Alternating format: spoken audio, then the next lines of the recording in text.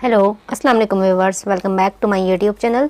आज मैं आपके साथ प्रीवियस वीडियो का 4th पार्ट रीड कर रही हूँ। ये सेकंड लास्ट पार्ट है। उम्मीद है आपको तीनों प्रीवियस पार्ट अच्छे लगे होंगे और आपको ये स्टोरी अच्छी लगी होगी। अगर अच्छी लगी हो तो लाइक कीजिएगा और मेरे चैनल को सब्सक्राइब कीजिएगा। चलिए अपना नेक्स्ट पार्ट स्टार्ट करते हैं।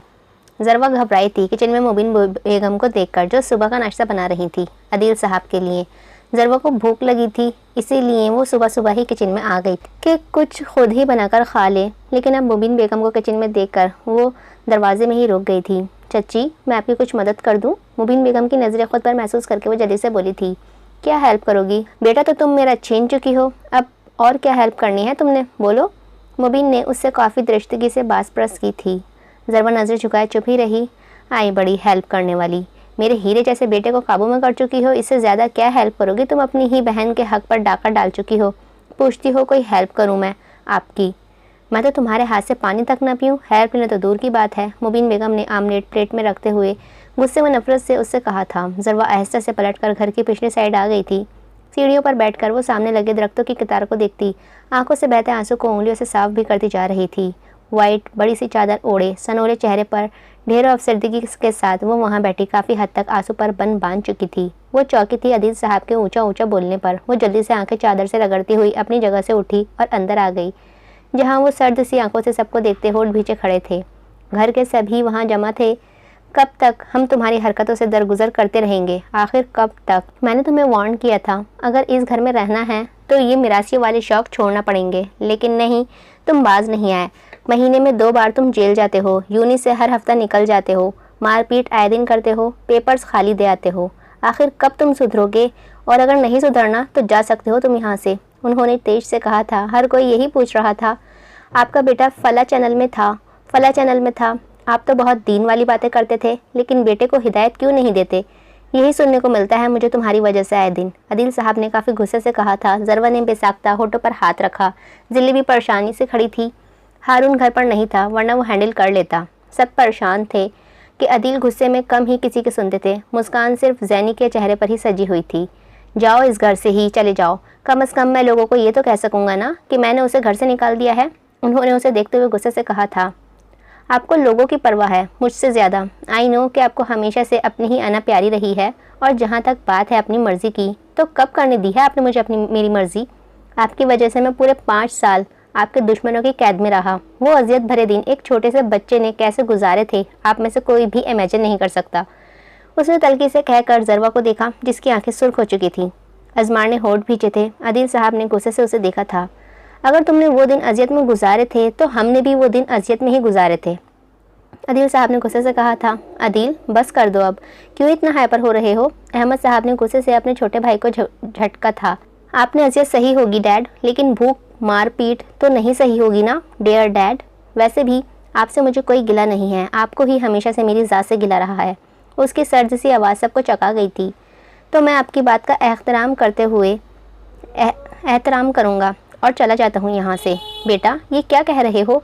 तुम्हारे डैड अभी गुस्से में हैं, मुबीन ने उसके गालों को हाथ से छूते हुए भर्राए हुए लहजे में कहा था। मॉम, मैं और बेइज्जती बर्दाश्त नहीं कर सकता। आए दिन ही मुझे घर से निकालते हैं, मैं फिर ढीठों की तरह आ जाता हूँ, लेकिन अब और नहीं।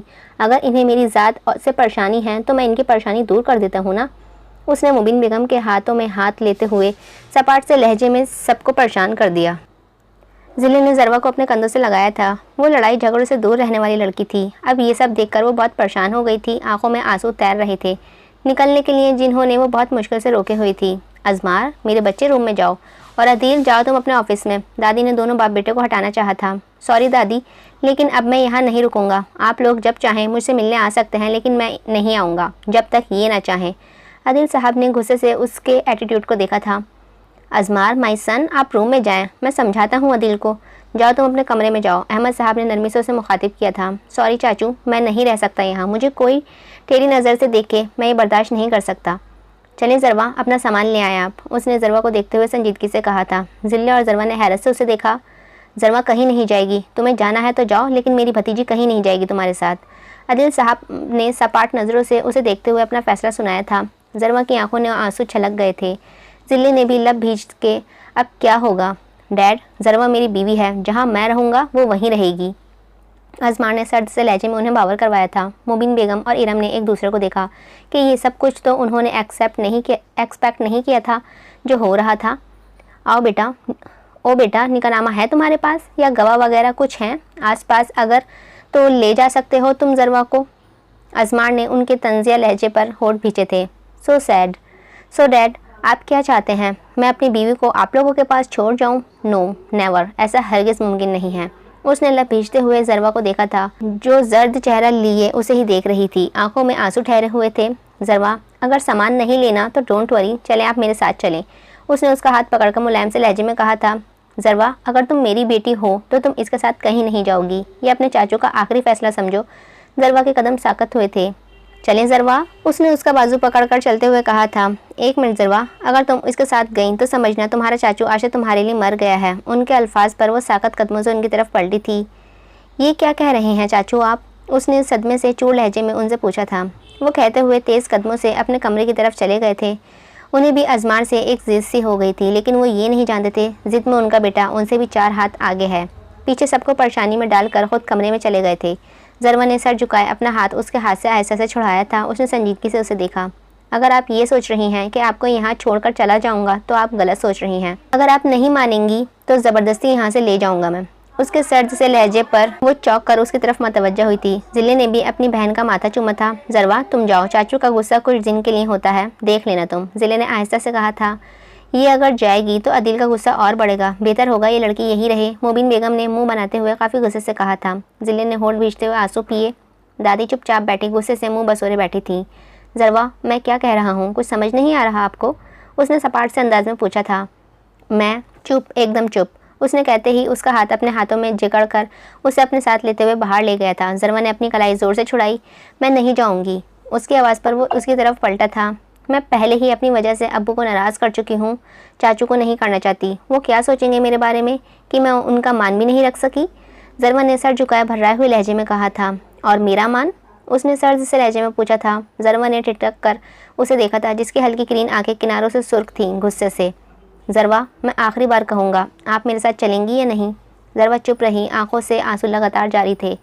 अजमार ने नाक चढ़ाकर उसके आंसू को देखा, फिर उसके चेहरे पर झुका। लेकिन अगर आपकी मर्ज़ी मेरे साथ जाने की नहीं तो मैं फिर भी आपको अपने साथ लेकर ही जाऊँगा। उसके अटल लहजे पर वो साकत सी उसे देखे गई थी। उसने उसकी कलाई अपने मजबूत हाथों में पकड़ी और अपनी गाड़ी की तरफ बढ़ा था। ज़रवा साकत से उसके साथ खिंचती चली गई। उसने उसे गाड़ी में बिठाकर खुद ड्राइविंग सीट पर बैठा गाड़ी को स्टार्ट करता वो रोड पर ले आया था। गाड़ी को फुल स्पीड में छोड़कर वो होठ पीछे उसे ही देख लेता, जिसके गिरते आंसू उसका दिल चीर रहे थे। वो नज़रें हाथों पर जमाए बैठी थी, आंखें और होठ रो रोकर सुर्ख हो चुके थे। आसमान की आंखों में सर्द सी कैफियत दौड़ गई थी उसके सूजे होठ देखकर। वो उसे चाहकर भी वहाँ नहीं छोड़ सकता था कि वो अपने घर वालों को अच्छे से जानता था। जिले ने परेशानी से हारून का नंबर मिलाया, जो बिजी आ रहा था। वो और जुल्फ़िकार साहब एक अहम कॉन्फ्रेंस में सुबह से गए हुए थे। हारून कहीं लंबे मुँह वाली से बात तो नहीं कर रहा है? जिले ने परेशानी से कमरे का चक्कर काटते हुए लब भींचकर सोचा था। राबिल को ट्राई करती हूँ। जिले ने जल्दी से राबिल का नंबर पर बैल मारी, जो कि बदकिस्मती से बिजी ही आ रहा था। ओह, तो ये दोनों फ़ोन में एक दूसरे से बातें कर रहे हैं। शर्म तो नहीं आई बीवी के होते हुए पराई लड़कियों से फ़ोन में बात करते हुए? हद है वैसे बेशर्मी की। छोड़ूंगी नहीं दोनों को, कचूमर बना दूंगी मैं इनका। जिले ने सैनफोन हथेली पर मारते हुए दांत पीसकर गुस्से से बड़बड़ाई थी। हॉस्पिटल जाकर चेक करती हूँ। उसने जल्दी से चेंज किया, फिर गाड़ी की कीज़ पकड़ती नीचे भागी थी। दोनों को रंगे हाथों पकड़ना था। जिले बीबी ने पीर करामत शाह ने ज़रवा की नज़रों का ताक़ुब किया, जहाँ वो सीने पर हाथ बांधे ज़रवा को संजीदगी से देख रहे थे। ओह बेटा, वो हमसे नहीं, हम उसे आपके बारे में बता रहे थे। गुस्सा मत करो, ज़रवा ने हमसे तुम्हारे बारे में कुछ नहीं पूछा था। उन्होंने उसकी नज़रों का मतलब समझकर उसे समझाया था। ज़रवा अपनी जगह उसे एकदम खड़ी होती अंदर चली गई। उसने संजीदगी से उसे जाते देखा था, फिर गहरी सांस लेता उनके पास बैठा। आप यहाँ क्यों बैठे हैं?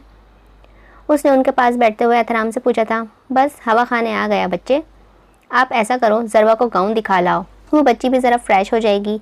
सादिया खाना बनवा रही है, तब तक आप दोनों आ जाओगे। और बच्ची को ट्यूबवेल भी दिखाइएगा याद से। उन्होंने चारपाई से उठते हुए उसे हिदायत दी थी, जिस पर वो चुप ही रहा था। फिर कुछ देर बाद वो कमरे में आया, जहाँ वो चारपाई पर नीम दराज सी लेटी हुई थी। उसे आते देखकर वो जल्दी से उठकर बैठी और अपनी चादर दुरुस्त की। अजमार उससे कुछ फासले पर बैठा था। ज़रवा, मुझे खुद से रिलेटेड कुछ भी किसी को बताना अच्छा नहीं लगता, चाहे वो मेरा माजी हो या फिर हाल। ज़रवा ने उसे देखा, जिसके चेहरे के सर्द तासुरात बहुत नुमाया थे। मैं एक अच्छा इंसान नहीं हूँ ज़रवा। आए दिन मारपीट, सिंगिंग जो कि मेरा पैशन है, जेल जाना वगैरह वगैरह, ये एक अच्छे और नेक इंसान की अलामत नहीं है। वो चुप हुआ। ज़रवा उसे देखे गई बिना पलके झपकाए। आओ बाहर चलते हैं, वहाँ मैं आपको कुछ बताना चाहता हूँ, खुद से रिलेटेड, उसने खड़ा होते हुए कहा था। ज़रवा उसका हाथ पकड़कर खड़ी हुई। वो उसका हाथ अपने हाथों में लेता हुआ उसे बाहर ले आया। अम्मा सादिया अलीना काम वाली के साथ बाहर मिट्टी के चूल्हे पर हांडी बना रही थी। अजमार और ज़रवा उनसे मिलते हुए बाहर आए। बाहर शाम का हल्का सा अंधेरा छाया हुआ था। परिंदे अपने घोंसलों की तरफ लौट रहे थे। ज़रवा ने इश्तियाक से खूबसूरत माहौल को देखा। वो उसे लिए खेतों में आ गया था। ज़रवा ने मुस्कुराकर उसे देखा, जिसकी खूबसूरत नकोश संजीदगी में ढले हुए थे। मैं 3 साल का था। मुझे होश नहीं था कि मैं क्या था और क्या नहीं, क्योंकि 3 साल का बच्चा कितना छोटा होता है, जो खुद से अपना खाना भी नहीं खा सकता। वो आहिस्ता से बोलता, धीमे धीमे कदमों से चलता हुआ 1-2 कदम आगे था। ज़रवा उसे देखती परेशान हुई थी, उसके सपाट तासुरात देखकर। मैं बाहर सड़क पर गया था अपनी बॉल लेने, जब 3 आदमियों ने मुझे उठाकर अपनी गाड़ी में डालकर ले गए थे। मैं भी भूल जाता कि ये दौर, क्योंकि इस वक्त की बातें कहाँ याद रहती हैं एक छोटे से बच्चे को, लेकिन अजियत भरा वक्त कभी नहीं भूला जाता। डैड के दुश्मन थे वो लोग। डैड ने उनके आदमी के खिलाफ गवाही दी थी अदालत में। इस आदमी ने सड़क पर एक आदमी को कत्ल कर दिया था। डैड वही थे। वो शहर के जाने माने गुंडे थे। उन्होंने डैड को बहुत धमकियां दी कि वो उनके आदमी के खिलाफ ना गवाही दें, चुप रहें, लेकिन डैड ने उनकी धमकियों का कोई असर नहीं लिया। उनके आदमियों को फांसी की सज़ा दिलवाकर ही रहे थे। उन्होंने गुस्से से उनके बेटे को किडनैप कर लिया 5 साल तक। वो छोटा सा बच्चा जो रात को अपनी माँ के साथ सोता था, वो छोटा बच्चा जिसने अभी बोलना सीखा था, वो छोटा बच्चा जो भूख का कच्चा था, वो छोटा बच्चा जिसे अंधेरे से डर लगता था। उस छोटे से बच्चे को दिनों तक भूखा रखा जाता, मार मार कर उसे अंधेरे कमरे में बंद कर दिया जाता था। इस बच्चे को टॉर्चर किया जाता। इस बच्चे की दर्दनाक चीखें उन्हें सुकून देती थी। एक दिन उन्होंने टॉर्चर की हद करते हुए उस बच्चे को करंट के झटके दिए, जिससे वो बेहोश हो चुका था। वो नशे में धुत जानवर समझे कि शायद मर गया है। अच्छा ही हुआ वो उसे मरा हुआ समझकर सड़क पर फेंक आए। मेरी किस्मत में थे पीर करामत शाह जी कि वो वहाँ से अपने आदमी के साथ गुजर रहे थे। मुझे अपने घर ले आए। मैं उनके पास 7 साल रहा। डैड लोगों ने बहुत कोशिश की कि वो मुझे साथ ले जाएं, लेकिन मैं नहीं माना। मैं उनके पास ही रहा। मेरी आंखों का रंग हर तासुर पर चेंज होता है। पता है क्यों होती हैं ये? उसने ज़रवा को पूछा था, जिसने हथेलियों से बहते आंसू साफ करके सर नफ़ी में हिलाया था। पीर जी ने मुझे दुआ दी थी। वो रुका था। कैसी दुआ? ज़रवा ने भारी होती आवाज़ से पूछा था। वो उसके सामने आया था। उन्होंने अपना रूहानी इल्म मुझ पर फूंका था। उनकी आंखें तो कुदरती हैं, लेकिन मेरी उनकी दुआ से हैं। उन्होंने कहा था, मैं जिस दिन खुद से ज़्यादा मोहब्बत करूँगा, मैं जिसे खुद से ज़्यादा मोहब्बत करूँगा, उसके बारे में मुझे सब पता चल जाया करेगा, चाहे वो खुश हो या गमगीन, मुझे पता चल जाया करेगा। उसने उसे देखते हुए मोहब्बत से कहा था। ज़रवा मुस्कुराई थी। अजमार की आंखें मुस्कुराईं अपने अक्स को मुस्कुराता देखकर। ज़रवा उसका अक्स ही तो था। फिर वो रोई थी। अजमार ने उसका सर अपने सीने से लगा लिया था। ज़रवा ने अपनी बाहों का हिसार उसके गिर्द बांध कर रोई थी। वो उसकी तकलीफ़ पर रो रही थी। अजमार जानता था वो क्यों रो रही है। उसने उसका चेहरा हाथों के प्यालों में लेते हुए उसके माथे पर मोहब्बत से होठ रखे थे। उसके आंसू उंगलियों से साफ करते उसे अपने सीने में भीग चुका था। वो, दादी मुझे आपसे बात करनी है, उसने दादी से बिना नज़रें मिलाए आहिस्ता से कहा था। दादी ने चाय पीते हुए सर हिलाकर उसे कहने की इजाज़त दी। दादी आप मेरी शादी करवा दें, उसने उनके घुटने थामते हुए जल्दी से कहना बिना सर उठाए। हैं? दादी के हाथ में चाय का कप छूटते छूटते बचा था। ये क्या कह रही हो तुम? किससे शादी है करनी है तुमने? उन्होंने हैरत से उससे पूछा था। हारून से, आहिस्ता से मुमना कर कहा गया था। दादी की आंखें बाहर आ गई थी अपनी नखरीली पोती की बात सुनकर। वो तो उसे तलाक लेने की जिद करती थी, कहाँ वो आज शादी का कह रही थी। तुम ठीक तो हो ना मेरी बच्ची? दादी ने जल्दी से उसके गाल छूते हुए फिक्रमंदी से पूछा था। उफ दादी मैं ठीक हूँ। मुझे फील हो गया है कि मुझे आप लोगों का दिल नहीं दुखाना चाहिए। आखिर मैंने आप सब लोगों के प्यार को देखकर अपना फ़ैसला चेंज कर लिया है। मैं इतना तो कह सकती हूँ कि आप लोगों के लिए, मैं इतना तो कर ही सकती हूँ आप लोगों के लिए, अब बेमासूमियत से कहा था। दादी मुस्कुराई, लेकिन चेहरे का तासुरात संजीदा ही रखे थे। लेकिन हारून और राबिल की शादी में 4-5 दिन ही तो रह गए हैं, दादी ने मसनूई फिक्रमंदी से कहा था। दादी, उसने सदमे से कहा, आप नहीं जानती उसे, वो बहुत लड़ाका है। गुरूर तो इतना है कि बस नाक पर मक्खी तक नहीं बैठने देती है, ज़िले ने बेचारगी से कहा था। दादी ने मसनूई ताज्जुब से सर झटका था। वो सफ़ेद भूतनी भी तो शायद आप भूल गई। वो सफ़ेद भूतनी भी तो है, शायद आप भूल गई। सफ़ेद नहीं, काली भूतनी। ज़िले जो अपने मूड में थी उसकी बात पर जल्दी से कहा, लेकिन फिर जल्दी से पीछे पलटी थी। जहाँ वो दरवाजे के साथ टेक लगाए, सीने पर हाथ बांधे, ब्लैक मग चाय का पकड़े उसे ही देख रहा था। जिले सदमे से झट से खड़ी हुई। वो तुम ये मत समझना कि मैं तुमसे शादी के लिए मरी जा रही हूँ। हारून ने संजीदगी से आईब्रोज कहे थे। हाँ, मैं ये अपनी दादी के कहने पर ही कर रही हूँ, उसने नाक चढ़ाकर कहा था। दादी और हारून एक दूसरे को देखकर मुस्कुराए थे, जिस पर वो अंदर बाहर से खौल कर रह गई थी। पर पैर पटक कर बाहर निकल जाते जाते हारून के कंधे से धक्का मारना नहीं भूली थी। उसने मुस्कुराती नजरों से उसकी पुश्त को देखकर दादी को देखा था। वाह वाह बेटा, काम कर गया तुम्हारा प्लान। दादी ने उसके कंधे थपथपाते हुए उसे शाबाशी दी थी। वो खूबसूरती से मुस्कुराया था। दादी, आपकी पोती को अच्छे से जानता हूँ मैं कि इसे कैसे हैंडल करना है।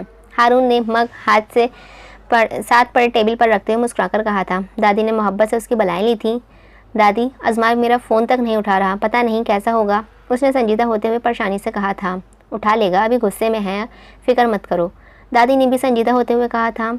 सुबह जाऊंगा उसके फ्लैट पर, उसने मोबाइल पर टाइम देखते हुए कहा था। जाना और उसे समझाना घर आ जाए। जुल्फ़िकार भी परेशान है ज़रवा का, जब से सुना है उसने। दादी ने तासुब से कहा था। हाँ, इंशाअल्लाह सुबह ज़रूर जाऊंगा, हारून ने उठते हुए मजबूत लहजे में कहा था। रिश्ता कर दिया है हमने मुआज़ का, कभी घर टिको तो तुम्हें पता हो ना। शाइस्ता ने अपने लाडले बेटे के आगे नाश्ता रखते हुए कहा था। कहाँ? मुइज़ ने दूध पीते हुए हैरानी से पूछा था। तुम्हारे मामू के घर।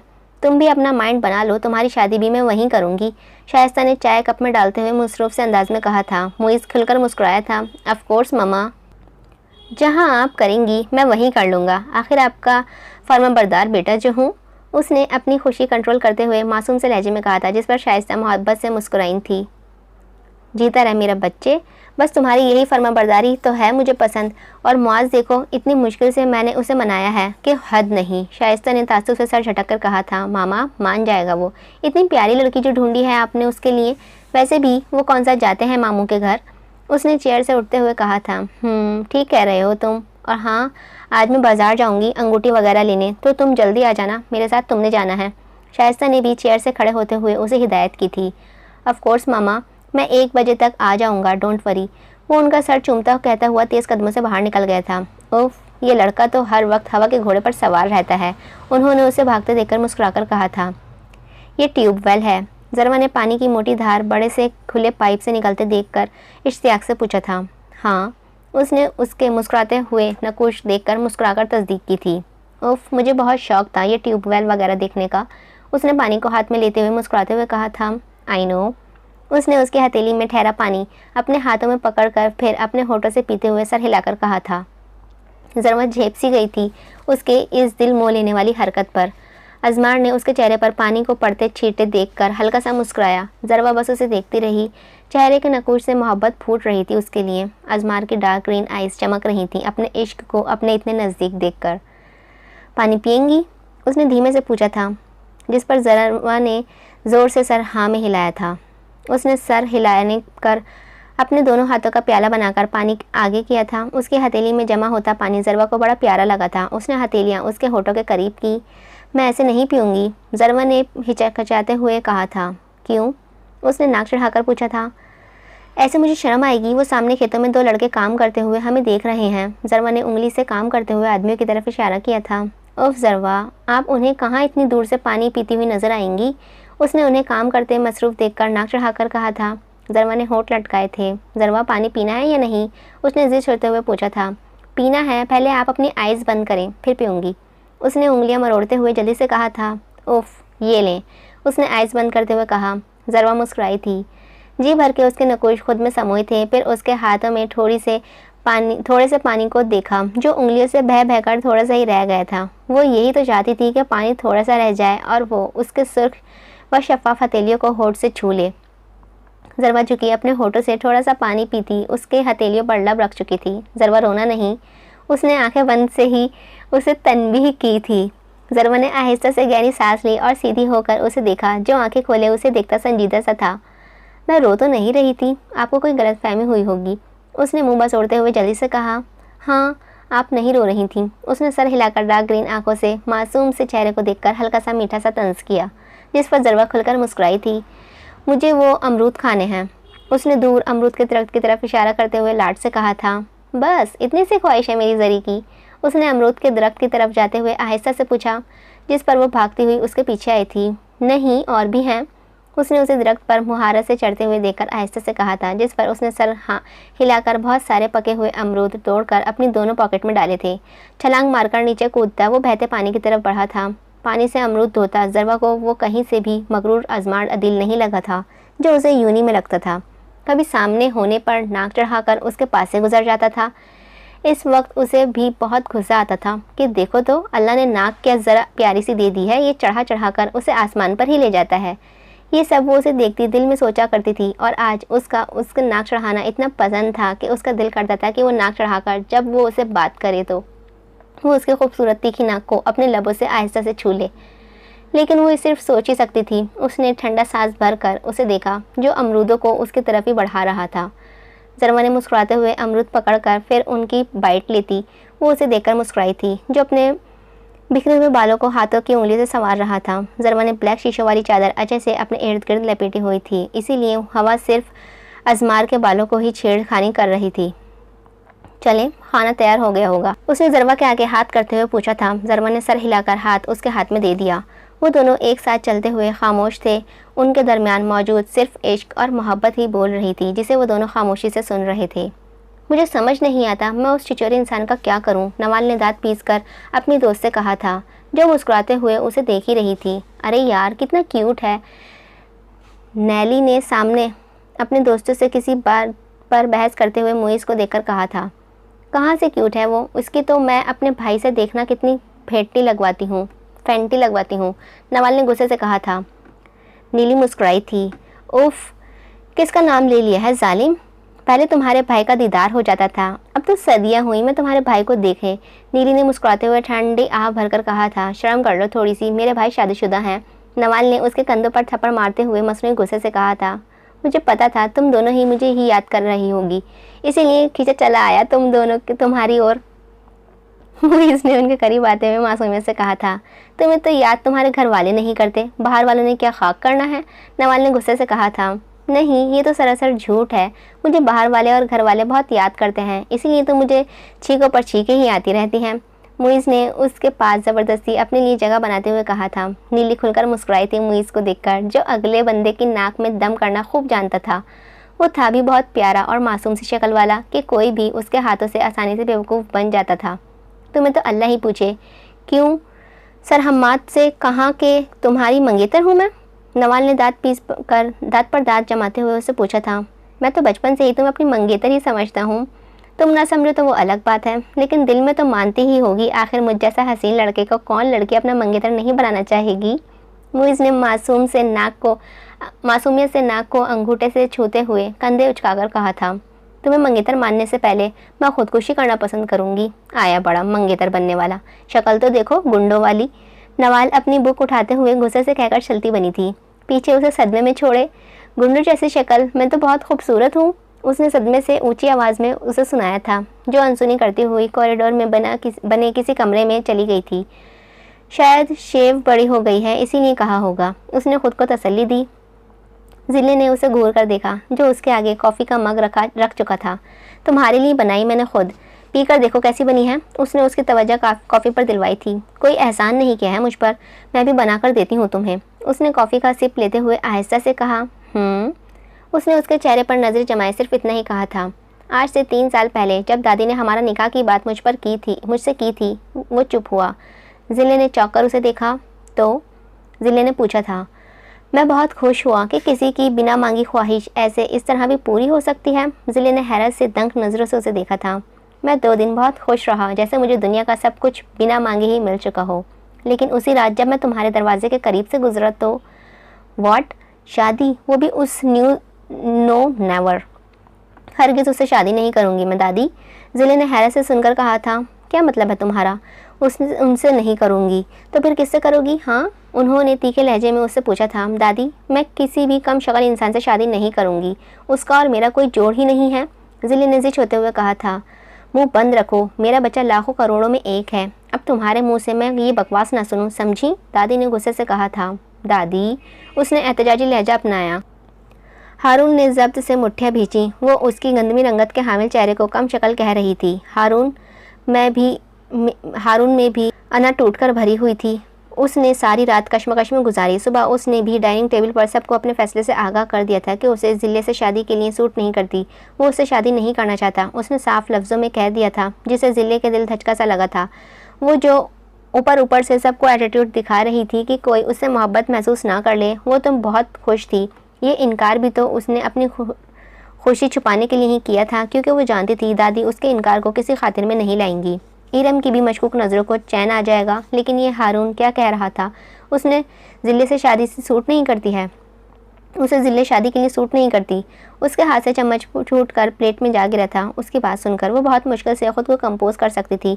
फिर उसने भी सबके साफ साफ लफ्ज़ों में शादी करने से इनकार कर दिया था। दादी ने जैसे तैसे दोनों को मनाकर उनकी ज़बरदस्ती निकाह की मजबूत बंधन में बांध दिया था। ये शादी के तीसरे दिन की बात थी, जब उसने हारून को खिड़की से गुजरता देखकर जैनिश से ऊँचा ऊँचा कहा था कि उसने सुना, क्या सारे ख़ानदान की खूबसूरत लड़की के लिए सारे ख़ानदान का कम शक्ल व बड़ी मूँछों वाला ही रह गया था? जुलेखा ने कमरे का नक्शा बिगाड़ते हुए गुस्से व नफरत से भरपूर लहजे में कहा था, आपी प्लीज़, आप हारून भाई के लिए ऐसे अल्फाज कैसे इस्तेमाल कर सकती हैं? जैनी ने उसे घूरते हुए झिंझलाकर कहा था, तुम तो अपना मुंह बंद ही रखो, तुम तो बेहतर ही होगा तुम्हारे लिए, समझी तुम? जुलेखा ने सातवां नाक चढ़ाते हुए जैनी को घूरा था। हा हा हा हा, जुलेखा साहिबा, तुम्हें अगर मुझ में इंटरेस्ट नहीं तो मुझे भी तुम जैसी घमंडी लड़की में ज़रा भी इंटरेस्ट नहीं है। जाओ और जाकर दादी से कहो कि तुम्हें हारून अहमद से खुला चाहिए। हारून ने उसकी सारी बातें सुन ली थी, इसीलिए उसे खूब कटारे से जवाब से नवाजा था। जैनी ने परेशानी से दोनों को देखकर होठ भींचते, अब क्या होगा? वो दोनों तो एक दूसरे की शक्ल तक देखना बर्दाश्त नहीं करते थे, भला एक दूसरे के साथ वो कैसे सारी ज़िंदगी गुजार सकते थे? जैनी ने परेशानी से सोचा था, कह दूंगी मैं किसी से डरती नहीं हूँ मैं, ओके? जिले ने भरपूर गुस्से से कहा था, वेट रहेगा मुझे डॉक्टर जुलेखा हारून अहमद। वो गुस्से से कहता हुआ बाहर चला गया था। उसे भी नाकचड़ी लड़की से खार रहने लगी थी। पूरे ख़ानदान में तो वो नाकचड़ी के नाम से मशहूर थी। जिले ने उसे एकदम चुप होते हुए देखा था। खामोश क्यों हो गए तुम? जिले ने उसे एकदम चुप होते हुए देखकर पूछा था। बस सोच रहा हूँ, क्या मैं अपनी फीलिंग लफ्ज़ों में बयान कर सकता हूँ? उसने संजीदगी से मुस्कुराते हुए कहा। जिले ने उसे घूरा था। मुझे तुम पर पहले ही बहुत गुस्सा है, समझे? अब चुपचाप प्यार का इजहार कर दो, वरना। उसने गुस्से से नाक सुकड़ते हुए उसे उंगली से धमकी दी थी। हारून मुस्कुराया था। मैं क्यों करूँ? तुमने मुझे इतने साल बड़ी मूँछों वाला कहकर जो तंग किया है, उसका क्या? हाँ, उसने गुस्से से पूछा था। तो मैं वो झूठ नहीं कहती थी, तुम्हारी मूँछें जहर लगती हैं मुझे, सुल्तान राही। जिले ने कॉफ़ी का घूंट लेते हुए झुंझलाकर कहा था। हारून ने उसके सर पर चपत मारी। कोई हाल नहीं तुम्हारा, उसने सर हिलाते हुए कहा था। लेकिन तुम्हारे गुजारा नहीं इन मूँछों से, तुम्हें गुजारा इन्हीं मूँछों से करना है। सोच लो, मुझे अपनी मूँछें बहुत प्यारी हैं, वो हल्के से मुस्कान से कहता हुआ अंदर चला गया था। मूँछें ना हुई सौकन हो गई मेरी, मुझे अपनी मूँछें बहुत प्यारी हैं, खड़ूस इंसान कहीं का। उसने जलकर उसकी नकल उतारी थी। ओहो मॉम, अब ले भी ले अंगूठी। अब आपको कोई पसंद ही नहीं आ रही है, मुझे देर हो रही है, स्टडी के लिए जाना है, उसने झुंझलाते हुए कहा, जो 1 घंटे से एक रिंग तक पसंद नहीं कर सकी थी। ऊपर से शॉप वाले को रिंग में से 100 नुक्स निकाल कर दिखा रही थी। अच्छा, तो मैं ऐसे ही आंखें बंद करके खरीद लूँ? इन लोगों ने मिलावट की होती है सोने में, देखभाल के लेना पड़ता है, ऊपर से देखो डिज़ाइन भी सारे ओल्ड हैं। शाइस्ता ने मुँह बनाते हुए कहा था। मुइज़ जी भरकर शर्मिंदा हुआ, आसपास अपनी तरफ मुतवज्जा लोगों को देखकर। अच्छा, मैं पसंद करता हूँ, उसने अपनी तरफ रिंग का रैक करते हुए कहा था। उसे एक खूबसूरत से नफीस रिंग पसंद आ गई थी। शाइस्ता ने खूबसूरत रिंग को देखकर ओके कर दी। ये तुम्हें मिल गई? मैं कब से देख रही थी, मुझे नहीं मिली। शाइस्ता ने सर हिलाते हुए ताज्जुब से कहा था। आप गोल्ड को तोल रही थी, डिज़ाइन थोड़ी देख रही थी, उसने कंधे उचकाते हुए लापरवाही से कहा था। शाइस्ता ने अपने सामने मुँह फट बेटे को ज़बरदस्त घूरी से नवाजा था। वो दोनों खाना खा चुके थे। ज़रवा ने पहली बार इतना लजीज देसी खाना खाया था। उसने जी भरकर खाना खाया था। अजमार और पीर शाह जी खाना खाकर इशा की नमाज़ पढ़ने जा चुके थे। अम्मा सादिया उसके पास आकर चारपाई पर बैठी थी। ज़रवा जल्दी से सीधी हुई और उन्हें एहतराम और मोहब्बत से देखा और उसे एक सुर्ख सफ़ेद रंगत वाली बहुत खूबसूरत औरत थी। चेहरे पर एक अलग सा ही नूर दिखता था। वो हर काम करने की शौकीन लगती थी। ज़रवा जब से आई थी उसने उन्हें फारिग बैठे नहीं देखा था। अभी भी उनके हाथ में एक काले रंग की खूबसूरत नग और सुंदी कढ़ाई वाली चादर थी। क्या हुआ बच्चे, क्या आप यहाँ आकर खुश नहीं हैं? उन्होंने उसे खामोश देखकर पूछा था। अरे ऐसा बिल्कुल भी नहीं है, मैं यहाँ आकर बहुत खुश हूँ, बल्कि एक अलग सी फ्रेशनेस फील हो रही है, जैसे मैं बहुत रिलैक्स हूँ, उसने जल्दी से मुस्कुराकर उन्हें कहा था, जिस पर उन्होंने मुस्कुराकर सर हिलाया। ये तुम्हारे लिए बच्चे, उन्होंने चादर उसकी गोद में रखते हुए कहा था। मेरे लिए? जरवा ने अचंभे से पूछा था। हाँ बच्चे, मेरे बेटे को तुम पर काली चादर बहुत अच्छी लगती है। जरवा ने चौंक कर उन्हें देखा था। पिछली बार जब आया था तो ये सादा कपड़ा लाया था तुम्हारी चादर बनवाने के लिए। कहने लगा अम्मा मेरी बीवी पर ब्लैक चादर बहुत अच्छी लगती है। उसकी चादर गंदी हो गई थी तो उसने ब्राउन कलर की शॉल ली हुई थी। मुझे उन पर ब्लैक वाली चादर ज़्यादा अच्छी लगती है। आप बना दें ताकि दो हों तो मैं भी रिलैक्स रहूँ। उन्होंने मुस्कुराते हुए अपने बेटे की बात तफसील से बताई थी, जिस पर चेहरे पर वाज़े हैरानी वाले तासुरात थे। मेरा बच्चा बहुत मोहब्बत करता है तुमसे, इसकी कदर करना मेरे सोने बच्चे। उन्होंने चारपाई से उठते हुए कहा, फिर चूल्हे की तरफ चली गई थी आग जलाने की। रात की चाय भी तो बनानी थी ना। जरवा की आंख से एक आंसू बहकर उस काली चादर में जज्ब हो गया था। मोहब्बत से चादर पर हाथ फेरती हुई मुस्कुराई थी। अल्लाह तेरा शुक्र है। उसने दिल ही दिल में अल्लाह का शुक्र अदा करके अम्मा को देखा था, जो आग जला चुकी थी। वो चादर अपने तकिए के नीचे रखती उठी थी और अम्मा सादिया की तरफ आई थी। अम्मा उठे, मैं चाय बनाती हूँ। उसने उनके पास आकर मीठी सी आवाज़ में एहतराम से कहा था। अरे बच्चे, तुम क्यों बनाओगी, मैं बनाती हूँ ना। क्या मैं अच्छी लगूंगी अपनी बहू से काम करवाती हुई? उन्होंने देगची में दूध डालते हुए प्यार से कहा था। उफ अम्मा, मैं बनाऊंगी ना, प्लीज़। मेरे होते हुए आप कोई काम नहीं करेंगी, अपनी बहू की बात नहीं मानेंगी क्या आप? उसने मुंह बसोड़ते हुए लाड से कहा था। अच्छा ठीक है, बना लो बच्चे।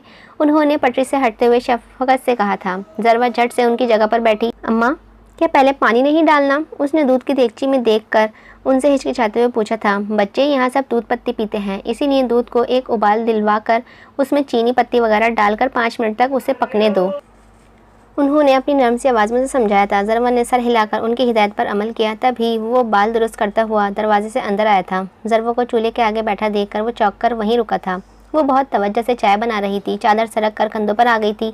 जरवा की नज़रें उस पर पड़ी। वो ठिठकी उसे अपनी तरफ आते देखकर। चाय बनाते हाथ तर्क हो चुके थे।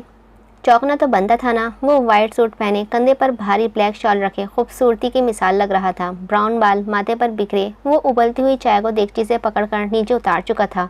वो अभी भी नहीं चौंकी थी। वो बस उसे ही देखती दुनिया से गाफिल हो चुकी थी। जरवा, चाय तैयार हो चुकी है। उसने हल्की सी मुस्कान से उसके आगे हाथ हिलाते हुए कहा था। जरवा ने चौंक कर चाय की देगची को देखा था, जिसके किनारे पर चाय लगी हुई थी। वो शर्मिंदा सी हुई।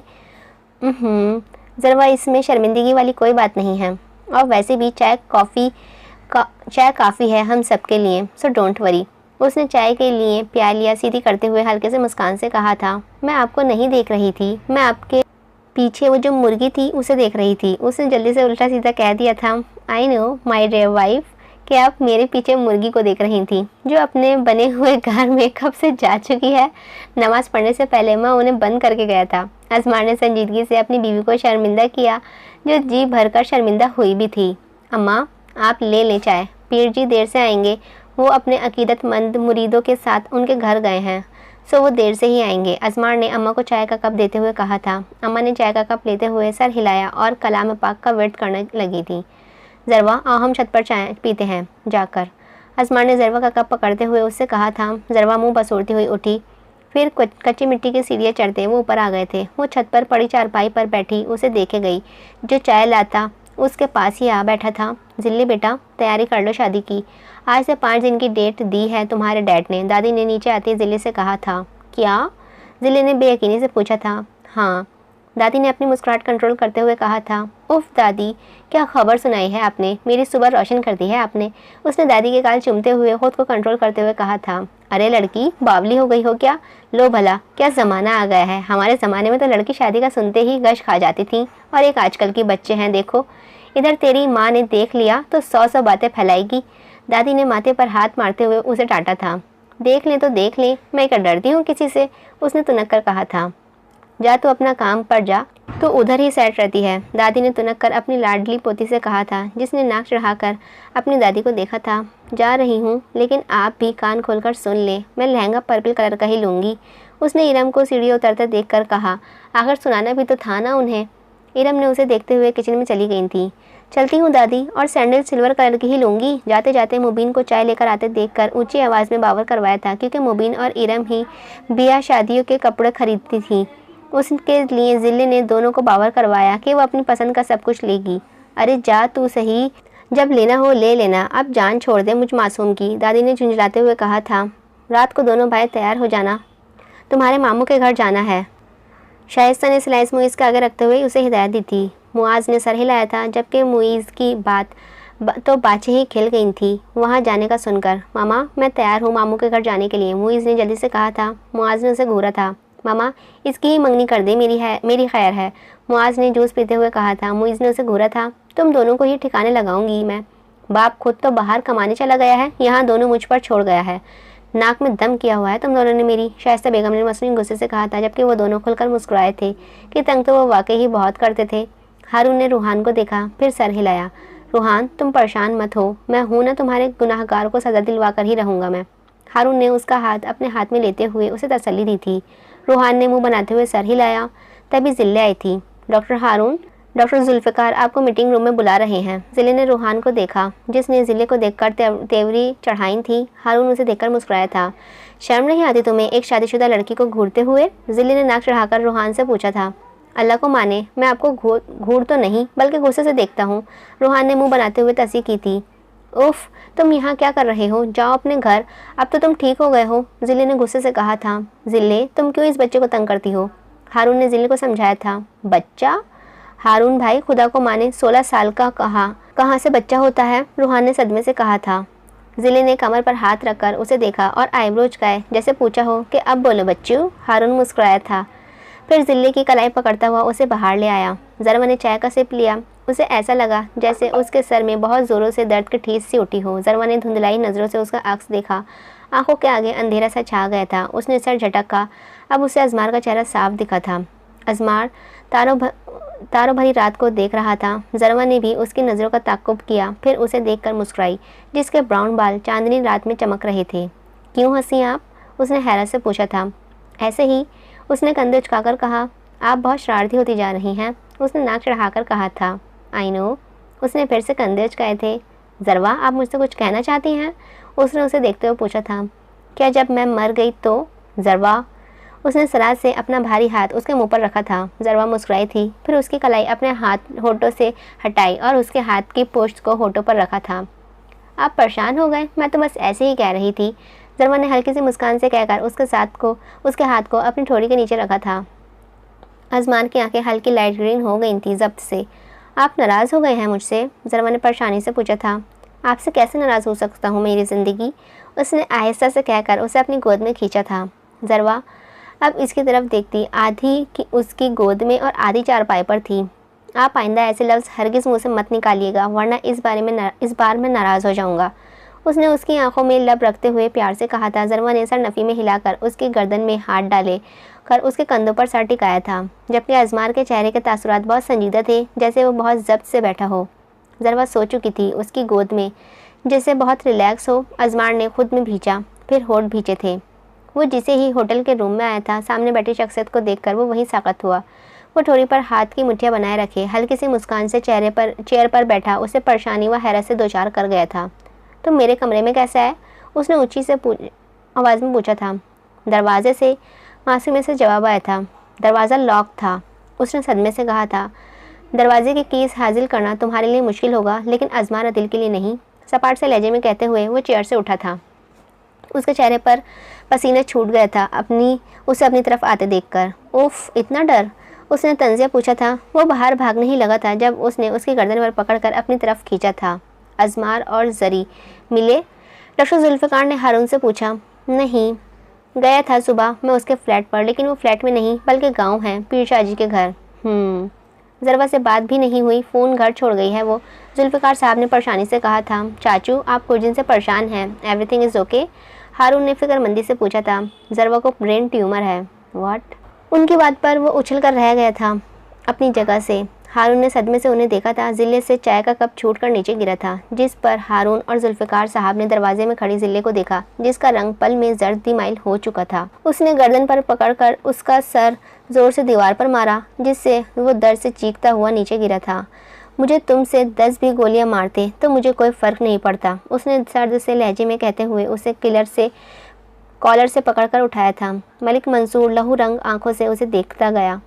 लेकिन तुम्हारी वजह से मेरी जरी की आंखों में आंसू आए, ये मैं हरगिज़ बर्दाश्त नहीं करूँगा, समझे तुम? उसने होठ भींचकर कहते हुए उसके सर जोर से एलईडी पर मारा। वो कोई इंसान नहीं, वहशी ही लगा था मलिक मंसूर को इस वक्त।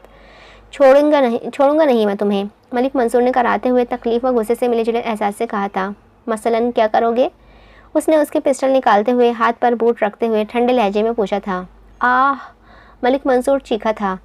और चीखो, तुम्हारी चीखें मेरी जरी के आंसू का मदावा है, उसने सर्द से लहजे में कहते हुए अपना पिस्टल निकाला। मैं चाहता था तो तुम्हें तड़पा तड़पा कर मारूं, लेकिन क्या करूं, मेरी जरी सो रही है, उठ गई तो परेशान होगी, जो कि मुझे हरगिज़ मंजूर नहीं है। सो मरने के लिए तैयार हो जाओ, ताकि ज़मीन का बोझ तो थोड़ा कम हो। जिन लोगों की तुमने जिंदगियां बर्बाद की हैं, उनका हिसाब तो देना ही है तुमने, उसने कहते ही ज़ोर से भारी बूट उसके मुंह पर मारा था। मलिक मंसूर की चीखें पूरे रूम में गूंजी थीं जब वो मुस्कुराया था। बहुत से बच्चों की ज़िंदगियाँ ख़राब की हैं तुमने इस स्मगलिंग से, अब खुद बर्बाद होने के लिए तैयार हो जाओ, उसने पिस्टल से ट्रिगर पर दबाव डालते हुए फुंकार कर कहा था। मलिक मंसूर की आंखें उबल पड़ी थीं मौत को सामने देखकर। तुम्हें तुम्हारी बीवी का वास्ता, मुझे मत मारना, मेरी अम्मा और मेरी बहन का मेरे सिवा कोई नहीं है, मुझे मत मारना, अपनी बीवी के सदके मुझे माफ़ कर दो, उसने रोते हुए उससे इल्तिजा की थी। खबरदार, अगर मेरी बीवी को अपनी गंदी ज़बान पर लाया तो यही गाड़ दूंगा मैं तुम्हें, उसने चिल्लाकर कहते हुए खींच कर थप्पड़ उसके मुंह पर मारा था, जिस पर मलिक मंसूर सोफे पर गिरा था। जाओ, अपनी बीवी के सदके तुझे माफ़ किया, लेकिन सारी ज़िंदगी बेड पर ही रहना, ताकि किसी और की ज़िंदगी ना बर्बाद कर सको, उसने फुंकार कर कहते हुए पिस्टल उसकी टांगों पर खाली कर दिया था। गुड बाय मलिक मंसूर, उसकी चीखों को सुनता हुआ वो बाहर निकल गया था। ये लो पैसे, और हाँ, अपने साहब को हॉस्पिटल ले जाना, वो उसके गार्ड को पैसे देता मगरूर चाल चलता हुआ बाहर निकल गया था, जबकि गार्ड पैसे जेब में डालता जल्दी से अंदर की तरफ भागा। जिले ने मुंह पर हाथ रखा था। डैड, आपने क्या कहा? उसने बेयकीनी से पूछा था। कुछ नहीं बेटा, आपने क्या सुना? जुल्फ़िकार साहब ने खुद को रिलैक्स करते हुए जवाबन पूछा था। आपने अभी ज़रवा के बारे में कुछ कहा है? उसने जल्दी से हेडफोन कानों से निकालते हुए पूछा, क्योंकि वो एक कान में लगाए हुए थी। उसे ऐसे लगा जैसे डैड ने ये कहा हो ज़रवा ठीक नहीं। जिले, अंकल ने कहा है कि वो ज़रवा को देखना चाहते हैं, उसकी तबीयत शायद ठीक ना हो, ये कह रहे थे चाचू, उसने उठकर जिले को यकीन दिलाया था। जिले ने दोनों को मशकूक नज़रों से देखा था। मैं पता लगा लूँगी, समझे आप लोग, उसने गुस्से से कहकर पैर पटकती हुई बाहर चली गई। उफ, जुल्फ़िकार साहब ने गहरी सांस लेकर फिर वापस बैठे थे। अभी जिले को नहीं पता लगना चाहिए, ये इमोशनल सी है, पता नहीं क्या कर दे, उन्होंने माथे मसलते हुए कहा था। डोंट वरी चाचू, जिले को कुछ पता नहीं लगेगा, आप रिलैक्स रहें, इंशाअल्लाह ज़रवा भी ठीक हो जाएगी। हारून ने उनके कंधों पर हाथ रखकर यकीन से कहा। वो अपने भाई को जानता था। इंशाअल्लाह, जुल्फ़िकार साहब ने सर हिलाते हुए कहा था। उफ, घर में तो मामा मेरे बाल सुलझाती थी, यहाँ कौन सुलझाएगा, उसने मुंह बनाते हुए खुद से कहा था। अजमार जब भी नमाज़ पढ़कर आया ही था, उसकी आवाज़ पर वहीं रुका, फिर हल्का सा मुस्कुराया। उसकी आंखों पर मुस्कुराने से आंखों में रंग बदला था, जो कि डार्क ग्रीन हो चुकी थी। मेरे होते हुए आप मुंह बनाएं, ये मुझसे बर्दाश्त नहीं होगा माई हार्ट, उसने उसके कान के पास होठ करते हुए बहुत प्यार से कहा था। ज़रमा चौंक कर उसकी तरफ मुड़ी थी, जिससे उसका नाम उसके होठों पर लगा था। ज़ोर से, हाय अल्लाह, मेरा नाक तोड़ दिया है आपने, कोई ऐसे बात करता है पीछे से आके, उसने नाक पर हाथ रखकर झुंझलाए लहजे में कहा था। अजमार परेशान हुआ। क्या आपको चोट लगी है, उसने परेशानी से पूछा था। ज़रवा खिलकर मुस्कुराई थी।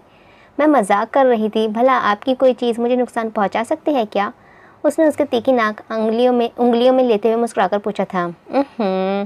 आपको मेरी ज़ात से अगर कोई दुख पहुँचे तो ये ज़ात मैं उसी दिन ख़त्म कर दूँगा, क्या फ़ायदा इस ज़ात का जो मेरी ज़री को नुकसान पहुँचाए, उसकी शिद्दत से कहने पर ज़रवा ने उसके चेहरे को मोहब्बत से देखा था।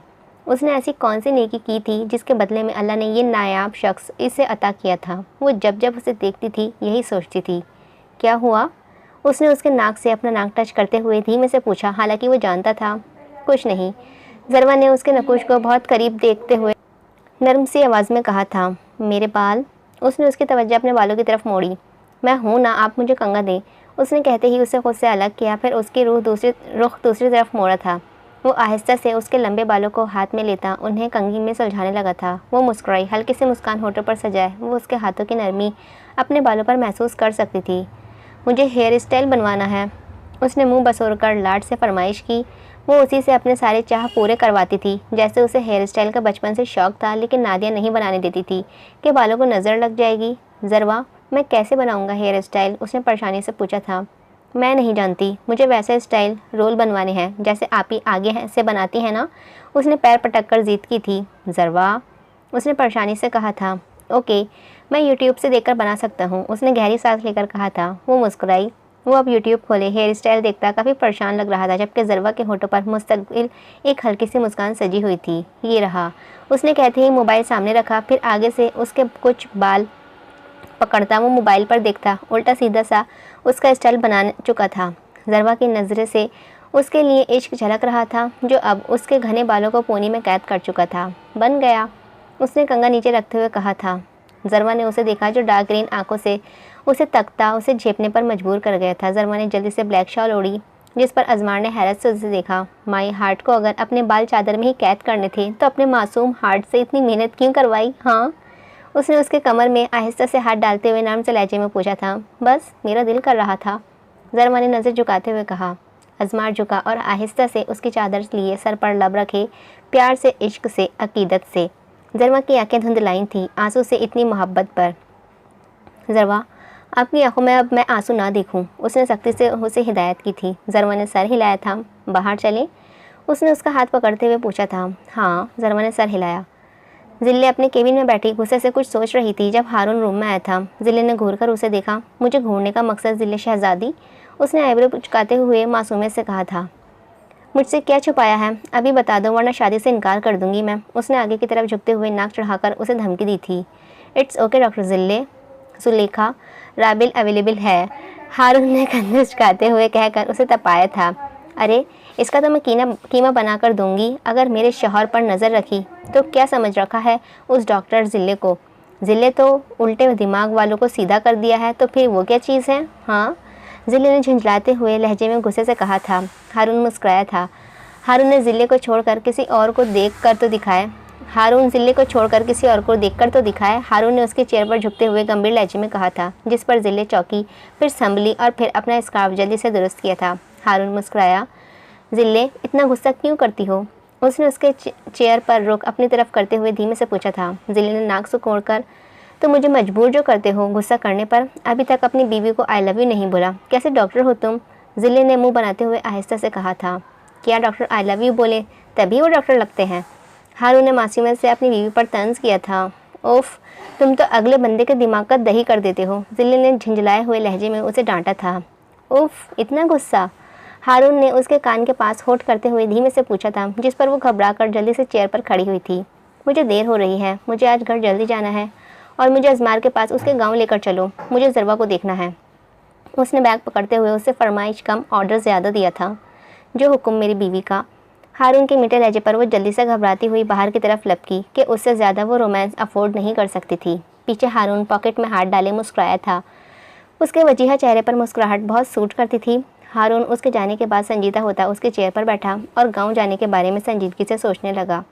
शाइस्ता, मुईज़ और मुआज़ लाउंज में थे जब जैनिश चाय लेकर आई और रेड शॉर्ट फ्रॉक पहने, सर पर ब्लैक दुपट्टा टिकाया, मोबाइल में गुम मुआज़ को ठिठका गई थी। मुआज़ ने हैरत से उसे देखा कि जिस चेहरे को उसे तलाश थी उसे वो उसके आसपास था और वो जान ही न सका।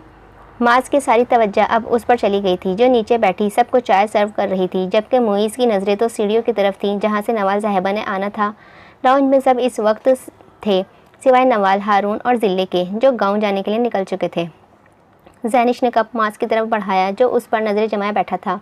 उसे लगा शायद यही लड़की मॉम ने उसके लिए पसंद की है, जिससे उसकी बेजार तासुरात खुशगवारी में बदल गए थे। मुआज़ ने मुस्कुरा कर कप पकड़ा, जबकि जैनी ने कंधे उचकाए और अपना कप लेकर आराम से बैठी थी। बस भाई, मैं चाहती हूँ सादगी से रस्म कर दूँ, लेकिन शादी में इंशाअल्लाह बहुत धूमधाम से करूँगी। इनके डैड ने आना है अगले मंथ, तभी डेट रखेंगे। शाइस्ता ने चाय के घूंट लेते हुए उन्हें तफसील से बताया था, जबकि मुबीन परेशान हुई थी कि उन्होंने ना ही अजमार से इस बारे में बात की थी और ना ही नवाल से। हालात ही कुछ ऐसे हो गए थे कि पूछ और बता ही न सकी किसी को। बेटा, नवाल को तो बुलाओ, दादी ने मुबीन से कहा था। मुईज़ के दिल की तो मुराद ही पूरी हो गई थी। दिल ही दिल में अपनी नानी को ढेर सारा प्यार दिया। जी, मैं बुलाती हूँ, नवीन ने मुबीन को खामोश देकर कहा था। नवीन अभी उसे बुलाने उठी ही थी जब वो रफ से होली में नीचे आई थी। वो वाइट खुला सा ट्राउज़र, ऊपर शॉर्ट पिंक शर्ट पहने, बालों को बेतरतीब से बांधे मुईज़ का दिल धड़का गई थी। वो कल होने वाले टेस्ट की तैयारी कर रही थी, इसीलिए आज उसे चेंज करने का भी टाइम नहीं मिला था। आओ बेटा, पुप्पो के मीठे लहजे पर वो उनकी तरफ आई और मुस्कुराकर उनसे प्यार लिया। वो उनके करीब ही बैठ गई थी। मुईज़ ने मुस्कुराते हुए उसे देखा, जो मुआज़ को सलाम कर रही थी। नवाल ने उसे घूरा, जो मुस्कुराती नज़रों से उसे ही देखता मुस्कुरा रहा था। नवाल ने मुंह बनाया था। मुइज़ रिंग निकालो जो मैंने तुम्हें दी थी, उन्होंने मुइज़ से कहा था। मुइज़ ने सर हिलाया, पॉकेट से रिंग का केस निकाला और शाइस्ता के हाथों पर रखा। भाई बिस्मिल्लाह करूं? शाइस्ता ने मुस्कुराकर भाई से इजाज़त ली थी, जिन्होंने सर हिलाकर परमिशन दे दी थी। शाइस्ता ने मुस्कुराते हुए रिंग केस से निकाली और नवाल के हाथ पकड़कर उसके हाथ में पहना दी। नवाल ने हैरत से रिंग देखी और उसे लगा शायद मुइज़ के नाम की है, जबकि मुइज़ सरस से अपनी जगह से खड़ा हुआ और हैरत ज़दा सा तो मुआज़ भी हो गया था। उसे चौंक कर ज़ैनिश को देखा, जो मुस्कुराते हुए नवाल को देख रही थी। ये क्या तमाशा है मम्मा? मुइज़ ने देखकर शाइस्ता को देखते हुए पूछा था। क्या मतलब है तुम्हारा? शाइस्ता ने उसे घूरते हुए पूछा। नवाज सिर्फ मेरी है, उसकी मंगनी सिर्फ मेरी होगी, भाई की नहीं, उसने गम हुआ गुस्से से पागल होते हुए कहा था। उसकी आवाज़ पर सब ने चौंक कर उसे देखा, जबकि नवाल ने मुइज़ को हैरत से देखकर फिर अपनी उंगली में चमकती हुई रिंग को देखा था। अजमार और जरवा ने कल वापस शहर चले जाना था, इसीलिए वो उसे गाँव दिखाने ले आया था। तुम्हारी स्टडी का काफ़ी खर्च हो गया है, इसीलिए सुबह 3 बजे यहाँ से निकलेंगे हम। आपको यूं नहीं छोड़कर मैं उस 1-2 जगह पर जाऊँगा, उसने इर्द गिर्द देखते हुए अपनी साथ चलती जरी से कहा था। क्या आपके स्टडी का खर्च नहीं हो रहा? उसने मुस्कुराते हुए पूछा था। जवाबन वो मुस्कुराया था। मेरा इंटरेस्ट नहीं स्टडी में, उसने लापरवाही से शाने उचकाते हुए कहा था। ऐसे कैसे इंटरेस्ट नहीं है? उसने मुँह बसोड़ते हुए कहा था। अजमार की ग्रीन आंखें उसे देखकर मुस्कुराई थी। आप चाहती हैं मैं स्टडी को सीरियस लूँ? उसने धीमे लहजे में पूछा था। हाँ ना, मैं चाहती हूँ आप सारी यूनी में टॉप करें, उसने इर्द गिर्द बाहें फैलाते हुए हल्के से मुस्कान से कहा था। आपकी हर ख्वाहिश सर आँखों पर, उसने अमरूद के दरख्त को देखते हुए हल्के से मुस्कान से कहा था। ज़रवा उसके सामने आई। हर ख्वाहिश? उसने पूछा था। मैं अपनी ज़िंदगी की आखिरी सांस तक आपकी ख्वाहिश पूरी करने की ताकत रखता हूँ, माई हार्ट, वो कहता रुका, फिर भरपूर अंदाज में मुस्कुराया, जिससे ज़रवा के दिल में सीने को फड़फड़ा कर रह गया था। वो खो सी जाती थी उसकी मुस्कान में। क्या आप मेरी नाक पर होठ रख सकते हैं? उसने उसकी तरफ झुकते हुए नरम से लहजे में पूछा था। ज़रवा ने हैरत से झट हाथ अपने होठों पर रखे। क्या वो उसके दिल की हर ख्वाहिश जान लेता था? ये कैसे उसे पता चला? ज़रवा ने उसे देखते हुए हैरत से सोचा था। आई एम वेटिंग, उसने मुस्कुराते हुए कहा। मैं नहीं करूँगी, उसने रुख दूसरी तरफ करते हुए झेप कर कहा था। मैं चाहता हूँ ज़री ऐसा, उसने उसके सामने आते हुए कहा था। ज़रवा ने उसे देखा, जो ब्लैक पैंट पर वाइट हाफ स्लीव शर्ट पहनी, जिस पर बारिश के नन्हे नन्हे कतरे गिरते उसे कहीं कहीं से गीला कर गए थे। मेरी ख्वाहिश पूरी नहीं करेंगे आप? उसके धमकी धीमे गंभीर लहजे पर वो जी जान से ऊपर हुई थी। उसकी आंखों पर अपनी हथेली रखती वो उसकी नाक की नोक पर आहिस्ता से होठ रखकर आगे भागी थी। उसने मुस्कुराते हुए उसे देखा, फिर परेशान हुआ क्योंकि वो कीचड़ में पैर रख चुकी थी। ज़रवा गिर जाएंगे आप, उसने उसे पीछे से कहा, और वो गिर भी चुकी थी। उसकी चादर और कपड़े कीचड़ से लथड़ चुके थे। वो भागा उसकी तरफ। ज़रवा, आपको कहीं लगी तो नहीं? उसने उसके पास बैठते हुए पूछा था। नहीं, शर्मिंदगी से कहा गया था। अजमार ने गहरा सांस लेकर उसे देखा था। वो कीचड़ से लिथड़ी उसे मुस्कुराने पर मजबूर कर रही थी। आप मुस्कुराना चाह रहे हैं? उसने अपनी हालत देखते हुए उसे पूछा था। बिल्कुल नहीं, वो कहते हुए उसे अपनी गोद में उठा चुका था। ज़रवा ने हैरत से उसकी गंदी होती शर्ट देखी, फिर खुले मुंह से उसे देखा था, जो आराम से चलता उसे ट्यूबवेल की तरफ ले आया था। ज़रवा ने इंतहाई शर्मिंदगी से उसकी नई शर्ट का सत्यानाश होता देखा था। ज़रवा, कोई भी चीज़ आपसे ज़्यादा इंपॉर्टेंट नहीं है मेरे लिए, उसने उसकी नज़रों का मतलब समझते हुए उससे कहते हुए उसे ट्यूबवेल में खड़ा किया। बहते पानी की मोटी धार उन दोनों को कीचड़ से साफ कर चुकी थी। ज़रवा ने उसे मुस्कुराकर देखा, जो हथेलियों पर पानी जमा करके उसे साफ करता वो कहीं से भी नकचढ़ा नहीं लगता था। वो अब उसकी चादर को उसके गिर्द से हटाकर उसे पानी में फेंक चुका था, ताकि अच्छे से साफ़ हो जाए। ज़रवा मुस्कुराती उसके सीने से लगी थी। अजमार ने हैरत से उसे देखा, फिर इर्द गिर्द देखा कि कोई आसपास तो नहीं, लेकिन दूर एक आदमी काम करता दिखाई दे रहा था। ज़रवा, उसने आहिस्ता से कहते उसके सर पर हाथ रखा था। गाड़ी तेज़ चलाओ ना, उसने सैंडविच खाते हुए उससे कहा था। मैम, गाड़ी तेज़ ही चला रहा हूँ मैं, हारून ने उसके हाथ से सैंडविच लेकर बाइट लेते हुए कहा था। उफ, एक तो जब मुझे उससे कोई खाने वाली चीज़ छीनता है ना, तो मत पूछो मुझे कितना गुस्सा आता है, ज़िले ने मसनूई गुस्से से कहा था। ये कौन सा नई बात है डॉक्टर जुलेखा, आपको तो गुस्सा चढ़ा ही रहता है, उसने लापरवाही से कहा था। तुम भी कभी सीरियस लोगे नहीं? तुम कभी मुझे सीरियस लोगे या नहीं? उसने गुस्से से रुख उसकी तरफ करते हुए पूछा था। सीरियस लिया है तभी तो शादी कर रहा हूँ, उसने गाड़ी का मोड़ काटते हुए मुस्कुराकर कहा था। पता है क्या मेरा दिल क्या करता है? मैं अपनी शादी में ज़रवा को हाफ वाइट लहंगा पहनाऊँ, फिर उसके बालों को अच्छे से हेयर स्टाइल बनवाऊँ, फिर उसे सिल्वर हील वाली सैंडल पहनाऊँ। उसने हील वाले शूज़ कभी नहीं पहने ना, उसने मुँह बनाते हुए कहा था। और उसे डार्क मेकअप करवाऊँ। हाय, क्या लगेगी मेरी बहन, उसने सामने की तरफ देखते हुए खोए खोए लहजे में कहा था, जिस पर हारून ने हैरत से उसे देखा। ऐसी ख्वाहिश और दुल्हन उसने पहली बार देखी थी, जो अपनी शादी पर खुद को नहीं अपनी बहन को तैयार कर रही थी, वो भी ख्यालों में। हारून ने आंखें बंद की, फिर खोल कर उसे देखा था, जो अभी भी ख्वाबों की दुनिया में थी। वो दोनों जैसे ही घर आए, सामने बैठे हारून और जिले को देखकर वहीं ठिठक कर रुके थे। अलीना उन्हें चाय पेश कर रही थी और अम्मा सादिया वहीं उनके सामने वाली चेयर पर चारपाई पर बैठी उन्हें मोहब्बत से देख रही थी कि अजमार से मंसूब हर चीज़ उन्हें बहुत प्यारी थी। आप ही यहाँ? ज़रवा हैरत से बड़बड़ाई थी। हाँ जी, आपकी आपी को टिक कर बैठने में सुकून जो नहीं मिलता है, उसने हल्के से मुस्कान से जरी को देखते हुए कहा था, जो उसे घूरती हुई भाग कर जिले के पास आई थी। अरे मेरी गुड़िया, इतना सा मुँह निकल आया है तुम्हारा। जिले ने उसका चेहरा हाथों में लेते हुए मोहब्बत व शफ़क़त से कहा। आपी, मैं बिल्कुल ठीक हूँ, आप सुनाएं, डैड ठीक है और दादी वगैरह? उसने जिले के हाथ को थामते हुए बाकी घर वालों के बारे में पूछा था। हाँ, सब ठीक है, डैड बहुत मिस करते हैं तुम्हें, जिले ने मुस्कुराते हुए कहा था। सच्ची आपी, डैड सच में मुझे मिस करते हैं? उसने मासूमियत और इश्तियाक से पूछा था, जिस पर हारून से बात करता अजमार चौंक कर अपनी रजर्री की तरफ मतवज्जा हुआ। कैसी हसरत थी उसके लहजे में, उसकी हसरत उसका दिल दहला गई थी। उसकी आंख हल्की ग्रीन हो गई थी। हाँ ना, कह रहे थे ज़रवा को साथ लेकर आना और अपनी बहन की शादी पर हाथ भी तो बटाना है ना तुमने, जिले ने चारपाई पर बैठते हुए कहा था। क्या आपी, आपकी शादी किससे? मेरा मतलब है हारून भाई से ना, उसने जिले को घूरी पर जल्दी से तस्दी की थी। बस मैं जाते ही तुम्हें शॉपिंग करवाऊंगी अपनी शादी के लिए, जिले ने हारून को देखते हुए कहा, जो चाय के सिप लेता उसकी तरफ मुतवज्जा हुआ था शॉपिंग का सुनकर। डॉक्टर जुलेखा, आज तक आपने अपनी तनख्वाह में से 1 रुपया भी खर्च किया है जो आप मेरी बीवी को शॉपिंग करवाएंगी? अजमार ने संजीदगी से आईब्रो झुकाकर पूछा था। क्या मतलब है तुम्हारा? मैं क्यों खर्च करूं अपनी तनख्वाह से? अपने बाप का पैसा क्या मैं कब्र में लेकर जाऊंगी? उसने तुनक कर जवाब दिया था। तो क्या अपना पैसा आप कब्र में लेकर जाएंगी? उसने मुस्कुराहट रोकते हुए पूछा था। मरे मेरे दुश्मन, उसने दहल कर कहा था। और वैसे भी बाप के घर लड़की के बाप का पैसा खर्च करती अच्छी लगती है, और शादी के बाद शौहर का, इसीलिए मैं खर्च नहीं करती, वरना मेरा दिल तो दरिया है, दरिया समझे तुम। वैसे अपनी भी बात कर लिया करो, बीवी को आज तक मेकअप नहीं दिलवा सके, बड़े आए मुझे पंगल लेने वाले, जिले ने लड़ाका अंदाज में कहा, जिस पर अम्मा सादिया तो उसे अपनी हंसी ही नहीं कंट्रोल हुई थी कि ज़रवा और हारून ने बेचारगी से एक दूसरे को देखा था। मेरी बीवी मुझे सादगी में ही प्यारी लगती है, बिना बनावटी नहीं, उसने भी कड़ा सा जवाब दिया था। उफ हारून, तुम सुन रहे हो? ये मुझे मेकअप का ताना दे रहा है, जिले ने हारून से उसके भाई की शिकायत की थी। बस अब कोई ना लड़े, तुम सब लोग मुंह हाथ धोकर आओ, मैं जब तक खाना लगवाती हूँ। अम्मा सादिया ने उनकी लड़ाई ख़त्म करवानी चाहिए थी। अम्मा, मैं भी आपकी हेल्प करवाऊंगी, ज़रवा ने उनका हाथ थामते हुए कहा था। अच्छा आ जाओ बच्चे, वो कहते हुए किचन की तरफ बढ़ी थी। ज़रवा भी गीली चादर अपने गिर्द दुरुस्त करते हुए उनके पीछे बढ़ी थी। जिले मुंह बनाती हुई हाथ धोने नलके में की तरफ गई थी।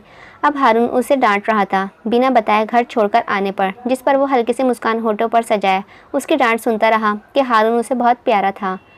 तुम पागल हो, होश में तो हो, शाइस्ता ने खड़े होते हुए उसे गुस्से से डांटा था। सब घर वाले अपनी अपनी जगह से खड़े होते मुइज़ को देखने लगे थे, जो गुस्से से नवाल की तरफ बढ़ता उसकी उंगली से रिंग निकाल चुका था। नवाल समेत सब उसकी जुर्रत पर हैरत से दंग रह गए थे कि ऐसी उम्मीद वो कभी भी मुइज़ से एक्सपेक्ट नहीं कर सकते थे। सॉरी भाई, नवाल सिर्फ मेरी है, ये मंगेतर बीवी दोस्त सब मेरी बनेगी, किसी और की नहीं। उसके शिद्दत भरे लहजे पर नवाल ने चौंक कर उसके चेहरे को देखा था, जहां इस वक्त सिर्फ संजीदगी छाई हुई थी। शाइस्ता, ये क्या तमाशा है? अहमद साहब ने गुस्से से पूछा था, जिससे शाइस्ता शर्मिंदा सी हो गई थी अपनी बेटे की हरकत पर। मुइज़, तुम पागल हो? मैं तुम्हारी भी कर दूंगी जैनी से, क्यों इतने उतावले हो रहे हो? उन्होंने उसके पास आते हुए आहिस्ता से कहा था। नवाल ने शाइस्ता को देखा, वो उनकी बात सुन चुकी थी। मैं किसी से भी नहीं करूँगा सिवाय नवाल के, उसने सदमे से चीख कर कहा था। मामा, आप कर दें मुइज़ की, मुआज़ ने उसके पास आते हुए कहा था। ये क्या तमाशा है? एक भाई नहीं करेगा तो दूसरा करेगा, तुम लोग पागल तो नहीं हो गए हो? ये क्या कोई खेल तमाशा है कि एक नहीं खेलता तो दूसरा खेल ले? अदील साहब ने गुस्से से कहा था। शाइस्ता, हम तुम्हारे किसी बेटे से अपनी बेटी की मंगनी नहीं करेंगे, बेहतर होगा कहीं और कर दो इनकी, अदील साहब ने गुस्से से कहते जैनी जीना चढ़ गए थे। बाकी अब सब परेशानी से खड़े मुइज़ को देख रहे थे, जो नवाल को देख रहा था। नवाल ने सबकी नज़रें खुद पर महसूस करके जल्दी से वहाँ से भागी थी। मुइज़ भी तनपन करता हुआ मामू के घर से निकल गया था। शाइस्ता, बेहतर होता तुम पहले क्लियर अपने बेटों से बात कर लेती, नवीन बेगम ने ताज्जुब से सर हिलाते हुए कहा था। शाइस्ता परेशान सी होती वापस अपनी जगह पर बैठी थी, जबकि मुआज़ जैनी को देख रहा था, जो परेशानी से नवाल के पीछे गई थी। जिले झूले पर बैठी थी। जरवा पीछे से उसे झूला देती हुई अजमार को देख रही थी, जो ब्लैक सूट पहने, कंधे पर ब्राउन भारी चादर रखे शहर जाने को बिल्कुल तैयार था। आप ही चलें, अजमार बुला रहे हैं, जरवा ने चादर सर पर दुरुस्त करते हुए उससे कहा था, जिसने शरारती मुस्कान से उसे देखा था। वाह वाह, अजमार बुला रहे हैं, क्या एहतराम है, वाह वाह भाई वाह वाह, जिले ने आंखें पटपटाते हुए शरारत से कहा था। जवाबन जरी उसे घूर कर रह गई थी। अजमार उसे यूं ही छोड़कर खुद कहीं चला गया था, वापसी में उसे लेते आने का कहकर। जरवा एनी को ढूंढ रही थी जब माहम चौधरी उसके सामने आई।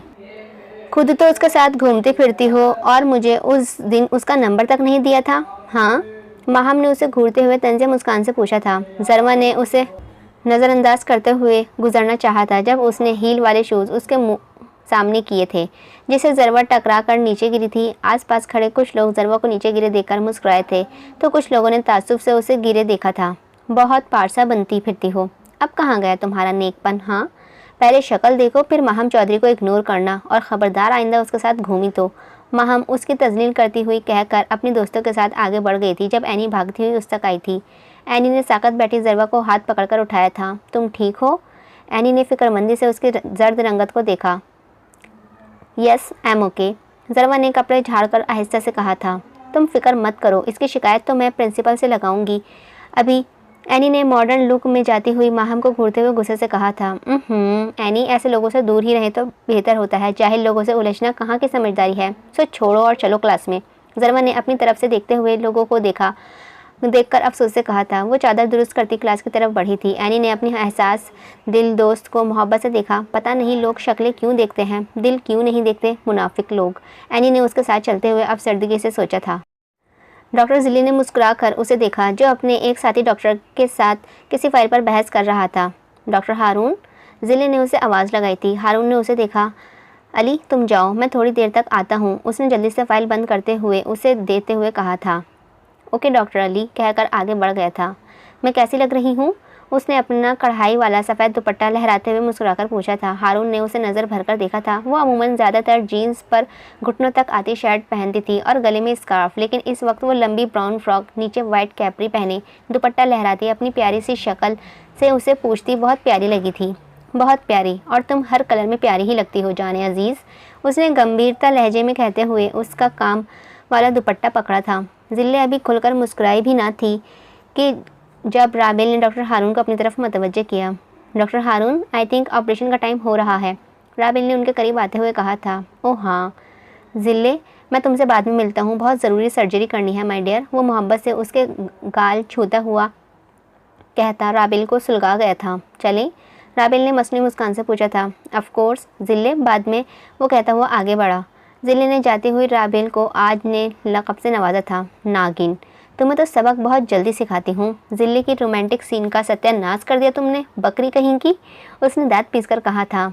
जरवा बेटा, वो क्लासरूम में थी जब उसकी आवाज़ पर वो चौंक कर दरवाजे की तरफ आई थी, जहाँ जुल्फ़िकार साहब गिरे थ्री पीस सूट में मलबूस बेताब नज़रों से उसे ही देखते उसकी तरफ आए थे। जरवा झट से अपनी चेयर पर खड़ी होती उनकी तरफ दौड़ी। डैड? वो पूरी क्लास को हैरानी में छोड़े झट से उनके सीने से लगी रोई थी। उसने कहा बाप के सीने की गर्मी महसूस की थी। उसे अपने डैड दुनिया के बेस्ट डैड लगते थे। हालांकि जुल्फ़िकार साहब के पास उसके लिए वक्त नहीं होता था। उन्होंने अपने 3 बच्चों पर ही तो तवज्जो दी थी और वो माँ बाप के प्यार को तरसती हुई अंदर ही अंदर कुड़ती रहती थी। आज वो उनके सीने से लगी, वो शफ़क़त महसूस कर सकती थी। मेरी बेटी कैसी है? उन्होंने उसके चेहरे को हाथों में लेते हुए मोहब्बत से पूछा था। I am fine dad. Jarawa ने रौनक चेहरे के लिए उन्हें मुस्कुराकर जवाब दिया था। क्या आज मेरा बेटा मेरे साथ टाइम स्पेंड करेगा? उन्होंने उसके कंधों से थाम कर बाहर लाते हुए पूछा था। जी, उसने मुस्कुराते हुए सर हिलाया था। वो उसे लिए गाड़ी तक लाए, उसे अंदर नरमी से बिठाकर वो खुद ड्राइविंग सीट पर आए थे। वो अभी भी यंग लगते थे, हैंडसम पर्सनैलिटी के मालिक थे। वो अभी भी 40 के लगते थे। जरवा ने मुस्कुराकर उनका जायज़ा लिया था। मेरा बेटा क्या खाएगा? उन्होंने पूछा था। मैं वनीला आइसक्रीम खाऊंगी। जरी ने उन्हें देखते हुए मोहब्बत से कहा। मेरे बेटे की पसंद बिल्कुल अपने बाबा जैसी है, ये मुझे आज पता लगा है। उन्होंने उसके माथे पर लब रखते हुए कहा था। आज मैं इतनी खुश हूँ कि बता नहीं सकती। उसने बाजू अपने चारों तरफ फैलाते हुए खुशी से भरपूर एहसास से कहा था। वो सामने होठों पर मुट्ठी बनाए रखे उसे मुस्कुराती नज़रों से देख रहा था। पता है डैड ने ये सब मुझे शॉपिंग करवाई है। मैंने ना चुपके से ये वाली शर्ट आपके लिए ले ली कि आप पर ये कलर बहुत सूट करता है ना। उसने चमकते चेहरे के साथ कहते हुए बैग से शर्ट निकाली थी। ओफ, मैं ये तो आपको बताना ही भूल गई कि हम दोनों प्लेलैंड भी गए थे। वहाँ उन्होंने मुझे बहुत सारे झूले दिलवाए और मैंने गोलगप्पे भी खाए। डैड ने मना किया लेकिन मैंने खाकर ही छोड़े। मेरे डैड दुनिया के बेस्ट डैड हैं। वो बहुत हैंडसम भी हैं और अच्छे भी। वो जब से आई थी ऐसे ही बातें किए जा रही थी और वो बिना कुछ बोले उसे देखते जा रहा था। वो शाम को वापस आई थी। जुल्फ़िकार साहब उसे छोड़कर चले गए थे। क्या आप मुझे यूनी से लेने गए थे? उसने अचानक से याद आने पर उससे पूछा था। वो उसे आज कोई छोटी सी बच्ची लग रही थी। नहीं, बस यही कहा गया था। क्यों? मैंने तो आपको बताया ही नहीं था। फिर आप मुझे लेने क्यों नहीं गए? उसने खफगी से पूछा था। बस मुझे पता लग गया था, धीमे से कहा गया था। क्या मैं आपके लिए चाय बना लाऊं? उसने खड़े होते हुए अच्छी बीवियों की तरह पूछा था। मैं बना कर लाता हूँ, आप बैठें, उसने खड़े होते हुए कहा था। ज़रवा झट से वापस अपनी जगह पर बैठी। फिर से चीज़ें देखती वो चौंकी। वो चाय के 2 कप रखे 1.5 मिनट में ही वापस आ गया था। आपने चाय बना भी ली? उसने हैरत से पूछा था। हाँ, आकर बनाई थी और टीपॉट में डाल दी थी। उसने चाय का कप उसे देते हुए कहा था। मुझे नहीं पीनी ये बासी चाय, मैं फ्रेश टी पीती हूँ, मुंह बसोरकर उसने कहा था। अजमार ने उसे देखा, जो ब्लू सूट पर ब्लैक चादर लिए उसे बहुत ही क्यूट लगी थी, फरमाइशें करती हुई। अजमार की जान भी ज़रवा पर कुर्बान हो तो कम है। उसने उसका सर चूमते हुए शिद्दत से कहा था। मैं अपने हार्ट के लिए फ्रेश चाय बनाकर लाता हूँ, वो कहता हुआ दोबारा किचन की तरफ गया। ज़रवा के होंठ खुद बहुत मुस्कुराहट में ढले थे। वो जल्दी से सोफे से खड़ी होती उसके पीछे किचन में आई, जहाँ वो उसके लिए चाय बना रहा था। सिर्फ कोनियों तक मोड़े वो उबलते हुए पानी में पत्ती डाल रहा था। मैंने दूध पत्ती पीनी है, ज़रवा ने पानी को देखते हुए उससे कहा था। उसने फ़ौरन पलटकर उसे देखा, फिर मुस्कुराया था। वो चूल्हे से देगची को पकड़कर उसके उबलता हुआ पानी सिंक में बहा चुका था और अब उसमें दूध डालता वो ज़रवा को दंग कर गया था कि कोई किसी को इतना भी चाह सकता है। ज़रवा ने उसके पुश्त को देखा, फिर आहिस्ता से उसके करीब होती अपने होंठ उसके पुश्त पर रख चुकी थी। चाय बनाते हुए हाथ फ़ौरन से साकत हुए थे। वो पलटा नहीं था। ज़रवा आंखों से आंसू साफ करती भागकर बेडरूम में चली गई थी। अजमार ने पलटकर अपनी जरी को गुम होती हुई चादर को देखा। आंखों में नमी सी चमकी थी। उसकी आंखों में, जिसने जब से होश संभाला था, आंसू से नाता वो तोड़ चुका था। चाय को मग में डालता ट्रे पकड़े वो रूम की तरफ बढ़ा। नवाल चुपचाप बालकनी में खड़ी उसे सोच रही थी। वो तो समझी थी वो बस मजाक मजाक में कहता है, लेकिन कल का उसका रूप देखकर वो दंग सी थी। उफ, क्या करूँ मैं?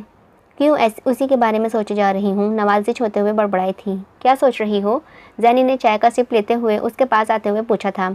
बस वही कल वाली बात को सोच रही हूँ। किसी ने मुझसे जिक्र तक नहीं किया। ये क्या बात हुई भला? नवाल ने गुस्से से कहा था। ये भी तो सोचो, जो भी हुआ उसी वक्त फिनिश भी तो हो गया। चाचू कहाँ मानेंगे? मुझे तो मुइज़ पर तरस आता है। वो अब क्या करेगा? जैनी ने संजीदगी से उसके चेहरे को देखते हुए कहा था। नवाल के चेहरे पर बारीक सा साया लहराया था। क्या सच में डैड नहीं मानेंगे? नवाल ने दिल में सोचा था। चलो अब शॉपिंग पर जाना है आज सबने। शादी में 3 ही दिन तो रह गए हैं। जैनी चाय का कप वहीं रखकर उसके अजलस से कहती वापसी के लिए पलटी थी। तुम चलो, मैं आती हूँ, उसने मसनूई मुस्कान से कहा था। ओके, आ जाओ जल्दी से, वरना जानती हो ना आप ही चप्पल लेकर आ जाएंगी। जैनी ने जिले का डरावा देते हुई रूम के बाहर निकल गई थी। जैनी ने संजीदगी से पर्दे का पल्लू पकड़ा। वो परेशान सी थी, लेकिन वो उलझ रही थी कि वो क्यों परेशान है।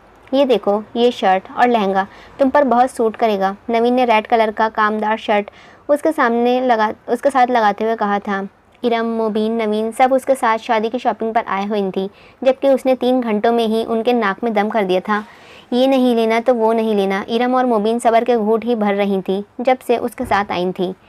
मैं वो पिंक वाला लूँगी, उसने मासूमियत से रैक में पड़े सबसे बेशकीमती लहंगे की तरफ इशारा किया था, जिस पर नवीन समीन सबके मुंह हैरत से खुल गए थे। जानती हो वो कितने का है? इरम ने गुस्सा जब्त करते हुए तीखे लहजे में पूछा था। जितने का भी हो, आई डोंट केयर। मेरे डैड इतने रिच हैं कि वो मेरी हर ख्वाहिश पूरी कर सकते हैं, सो मैं वही लूँगी। पैक कर दें आप, सर्द लहजे में कहती उसने सेल्स बॉय को पैक करने का कहा था, जिस पर इरम ने मुबीन को देखा, जो खुद बेबस थी कि क्या कह सकती थी भला वो उसे, क्योंकि लड़की पहले दिन से जोड़ा अपने बाप के घर का ही पहनती है, सो ये रस्म इरम ने ना चाहते हुए भी पूरी करनी ही थी, वरना जुल्फ़िकार साहब की झाड़ कौन सुनता। अब मैडम सिल्वर सैंडल मैच कर रही थी अपने कामदार लहंगे से। इरम ने जिच होते हुए पानी की तरफ पैसा बहाते उसे देखा था, जो जवाबन मुस्कुराई। लोगों को जिच करना तो उसका पसंदीदा मशगला था। नवाल अपने लिए कुछ नहीं ले रही थी, वो बस चुप सी थी, जबकि जैनिश खूब आगे बढ़ कर अपने लिए शॉपिंग कर रही थी। नवीन ने भी महंगे तरीन जोड़े खरीदे थे जिले के लिए। जिले ने उन्हें कह दिया था जो वो खरीदेंगी वही जिले की पसंद होगी। जिस पर मुबीन और इरम ने उसे गुस्से भरी नज़रों से घूरा, जो उनकी तरफ मतवज्जह नहीं थी। नवीन का इकलौता बेटा था, वो सब चाह उसकी शादी पर ही तो पूरा करना चाहती थी। जिले ने 7-8 घंटों में अपनी शादी की सारी शॉपिंग कर ली थी। वो सुबह कई मॉल आए, शाम के गए थे, थके हारे घर वापस लौटे थे। वो दरवाजे में खड़ा उसे देख रहा था। वो उसके कमरे में सारे बेड पर कब्जा किए सो रही थी। अजमार मुस्कुराया था। वो आहिस्ता से चलता उसके सरहाने आया। वो तकिया बाजू में लिए दूसरे कमर के नीचे रखे नींद की वादियों में गुम थी। वो आहिस्ता से उसके सरहाने नीचे बैठा था, टिकटिकी बांधे नमी लिए आंखों से उसे देखता। वो लब भींच गया था। जरवा, तुम जान हो मेरी, तुम्हें कुछ नहीं होने दूंगा, ये वादा है अजमार का अपनी जरी से। उसने मोहब्बत से उसकी नाक में चमकते लौंग पर होंठ रखते हुए कहा था। उसका फ़ोन बजा था, जिस पर वो आंखों से नमी साफ करता हुआ फ़ोन की तरफ मतवज्जा हुआ। उसने अगले बंदे की बात सुनकर कहा था, ठीक है, मैं कल मिलता हूँ उनसे। उसने कहते ही फ़ोन बंद कर दिया था। फिर उसकी तरफ मतवज्जा हुआ। वो थोड़ा सा झुका और उसके माथे पर होंठ रखता हुआ उठकर तेज़ कदमों से बाहर चला गया। नवाज़, प्लीज़ रुको, एक बार मेरी बात तो सुन लो। मुइज़ ने तेज़ कदमों से चलते हुए नवाल की कलाई पकड़कर बेबस लहजे में कहा था। क्यों सुनूं मैं तुम्हारी बात? सुनने को रह क्या गया है अब?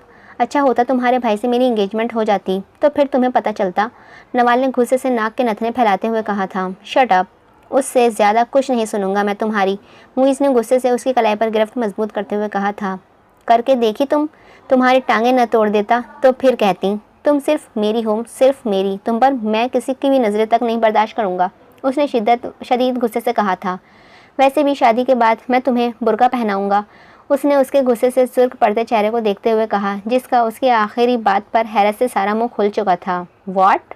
उसने अपनी कलाई आज़ाद करवाते हुए तुनकर पूछा था। यस, उसने भी होठ भींचकर सख्ती से कहा था। तुम अपनी सारे खूबसूरत ख्यालात अपने ख्वाबों में ही पूरे करना, अंडरस्टैंड? उंगली उसके चेहरे के सामने घुमाकर कहती हुई वो दूसरी तरफ चली गई थी। पीछे वो दांत पीसकर खड़ा उसकी पुष्ट को घूरता बड़बड़ा रहा था। जानम, तुम पर ही पूरे करूंगा, और वो भी हकीकत में, इंशाअल्लाह। वो पीछे से ऊंची आवाज़ में कहता हुआ उसे तपा गया था। ये देखो मेरे हाथ में क्या है? उसने एक लंबे साइज़ की डिब्बी उसे दिखाते हुए पुरजोश अंदाज में पूछा था। हारून, जो बहुत ज़रूरी फाइल स्टडी कर रहा था, उसके एक्साइटेड से लहजे पर उसकी तरफ मतवज्जा हुआ था। हारून मुस्कुराया। वो ब्लैक शर्ट ब्लैक ही पैंट पहने फॉर्मल से लुक में था। वो अपनी जगह से खड़ा होता हुआ उसकी तरफ आया था। आई थिंक ये तुम मेरे लिए कुछ लेकर आई हो, उसने आईब्रो उचकाकर कहते हुए गैस किया था। जी नहीं, ये मैं तुम्हारे लिए नहीं लाई, जिले ने नाक चढ़ाकर कहा था। तो फिर? हारून ने उसे घूरते हुए पूछा था। ये मैं वॉच अजमार के लिए लेकर आई हूँ, जिले ने मुस्कुराते हुई नज़रों से कहा था। हारून ने हैरत से अपनी अनोखी सी बीवी को देखा था। उफ जिले, तुम मुझे पागल कर दोगी। एक तो तुम मुझसे हर वक्त लड़ती रहती हो, और आज उसके लिए ये वॉच लेकर आई हो। कहीं मेरे भाई के खिलाफ कोई साजिश तो नहीं बन रही है? उसने उसे मशकूक नज़रों से देखते हुए पूछा था। मैं तुम्हें जादू टोने करने वाली लगती हूँ क्या? जिले ने गुस्से से उसे पूछा था।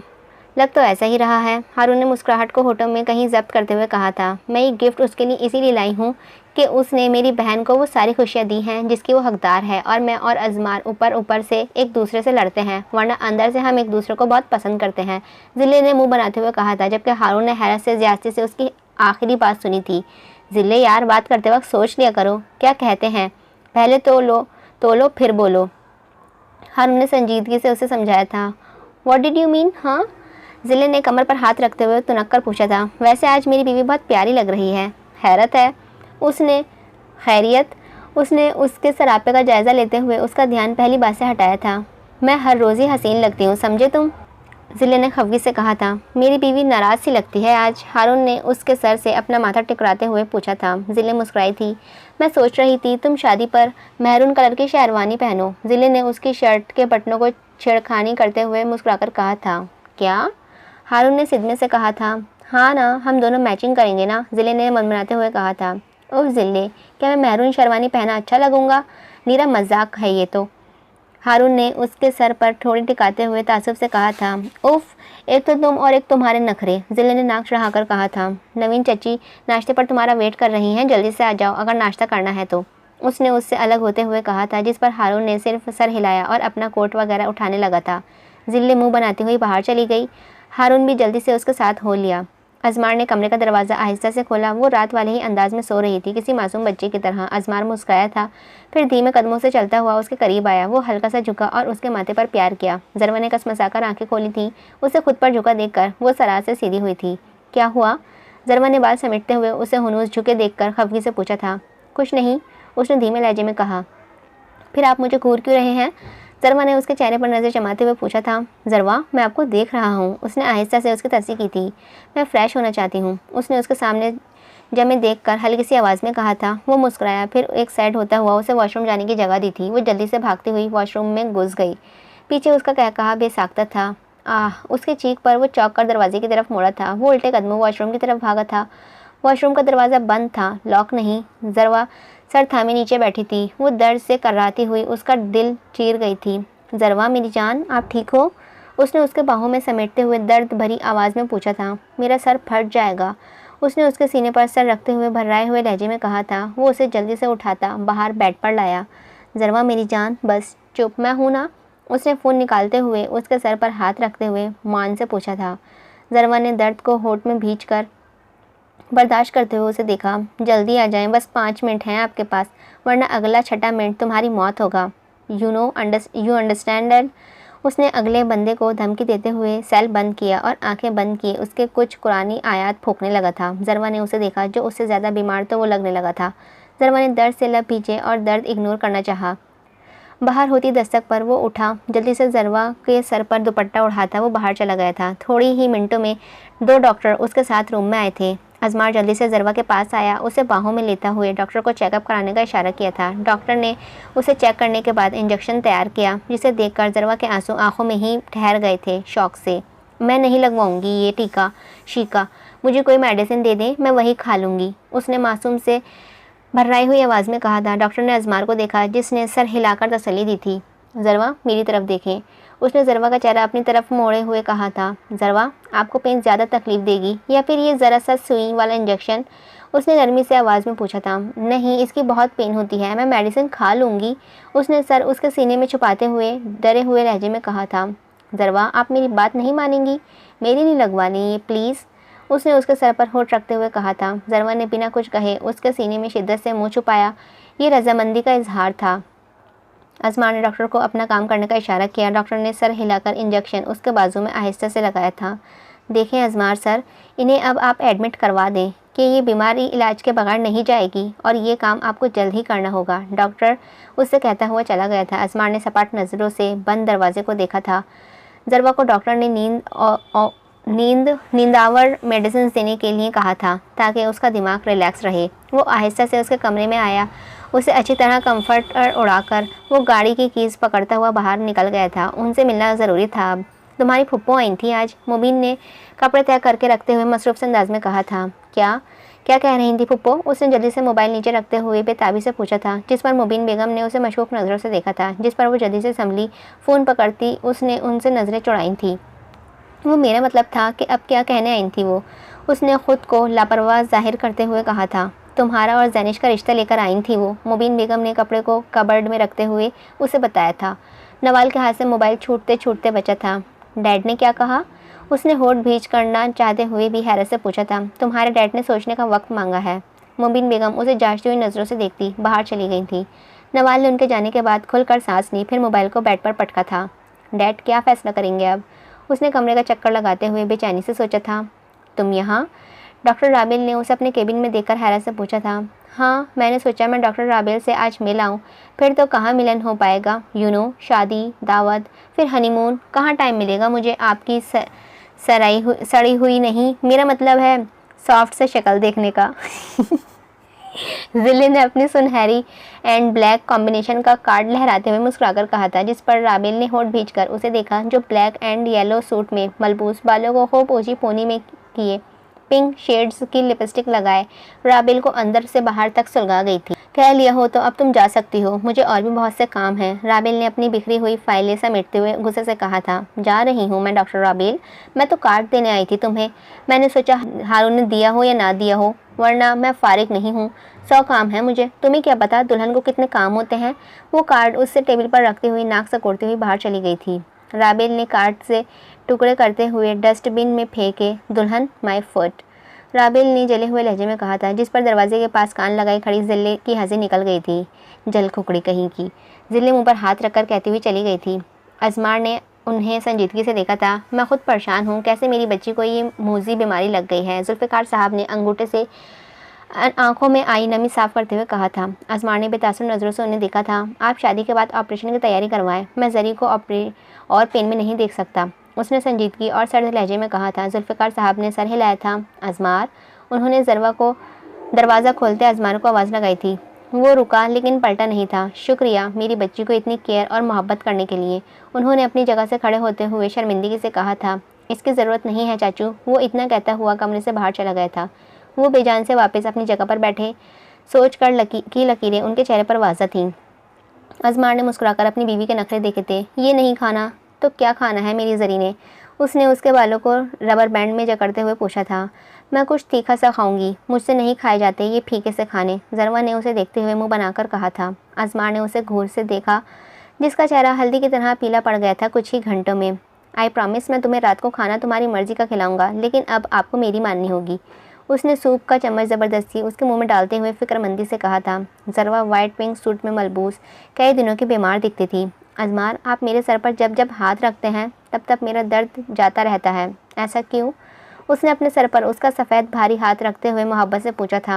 अजमार मुस्कुराया था, फिर झुककर उसकी नाक पर अपने होंठ रखे थे। आप मेरा दिल हैं जरवा, और दिल के बगैर इंसान ज़िंदा नहीं रह सकता। आप भी खुद का बहुत ख्याल रखा करें, अपने लिए नहीं मेरे लिए, उसने शिद्दत से होंठ उसके सर पर रखते हुए कहा था। जरवा खुलकर मुस्कुराई थी। आप ही तो जरवा हैं, आप हैं तो जरवा है, आप नहीं तो जरी का वजूद इस दुनिया में बेकार है। जरवा ने उसके हाथ की पुष्ट पर होंठ रखते हुए अकीदत से कहा था। तभी बाहर बैल बजी। कौन होगा?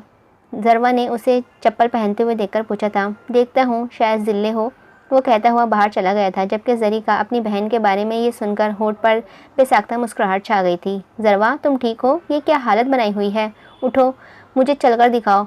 ऐसा क्यों लग रहा है तुम काफ़ी दिनों से बीमार हो? जिले ने उसे लेटे देखकर परेशानी से बैग वहीं सोफे पर ढेर करते हुए परेशानी से पूछा था।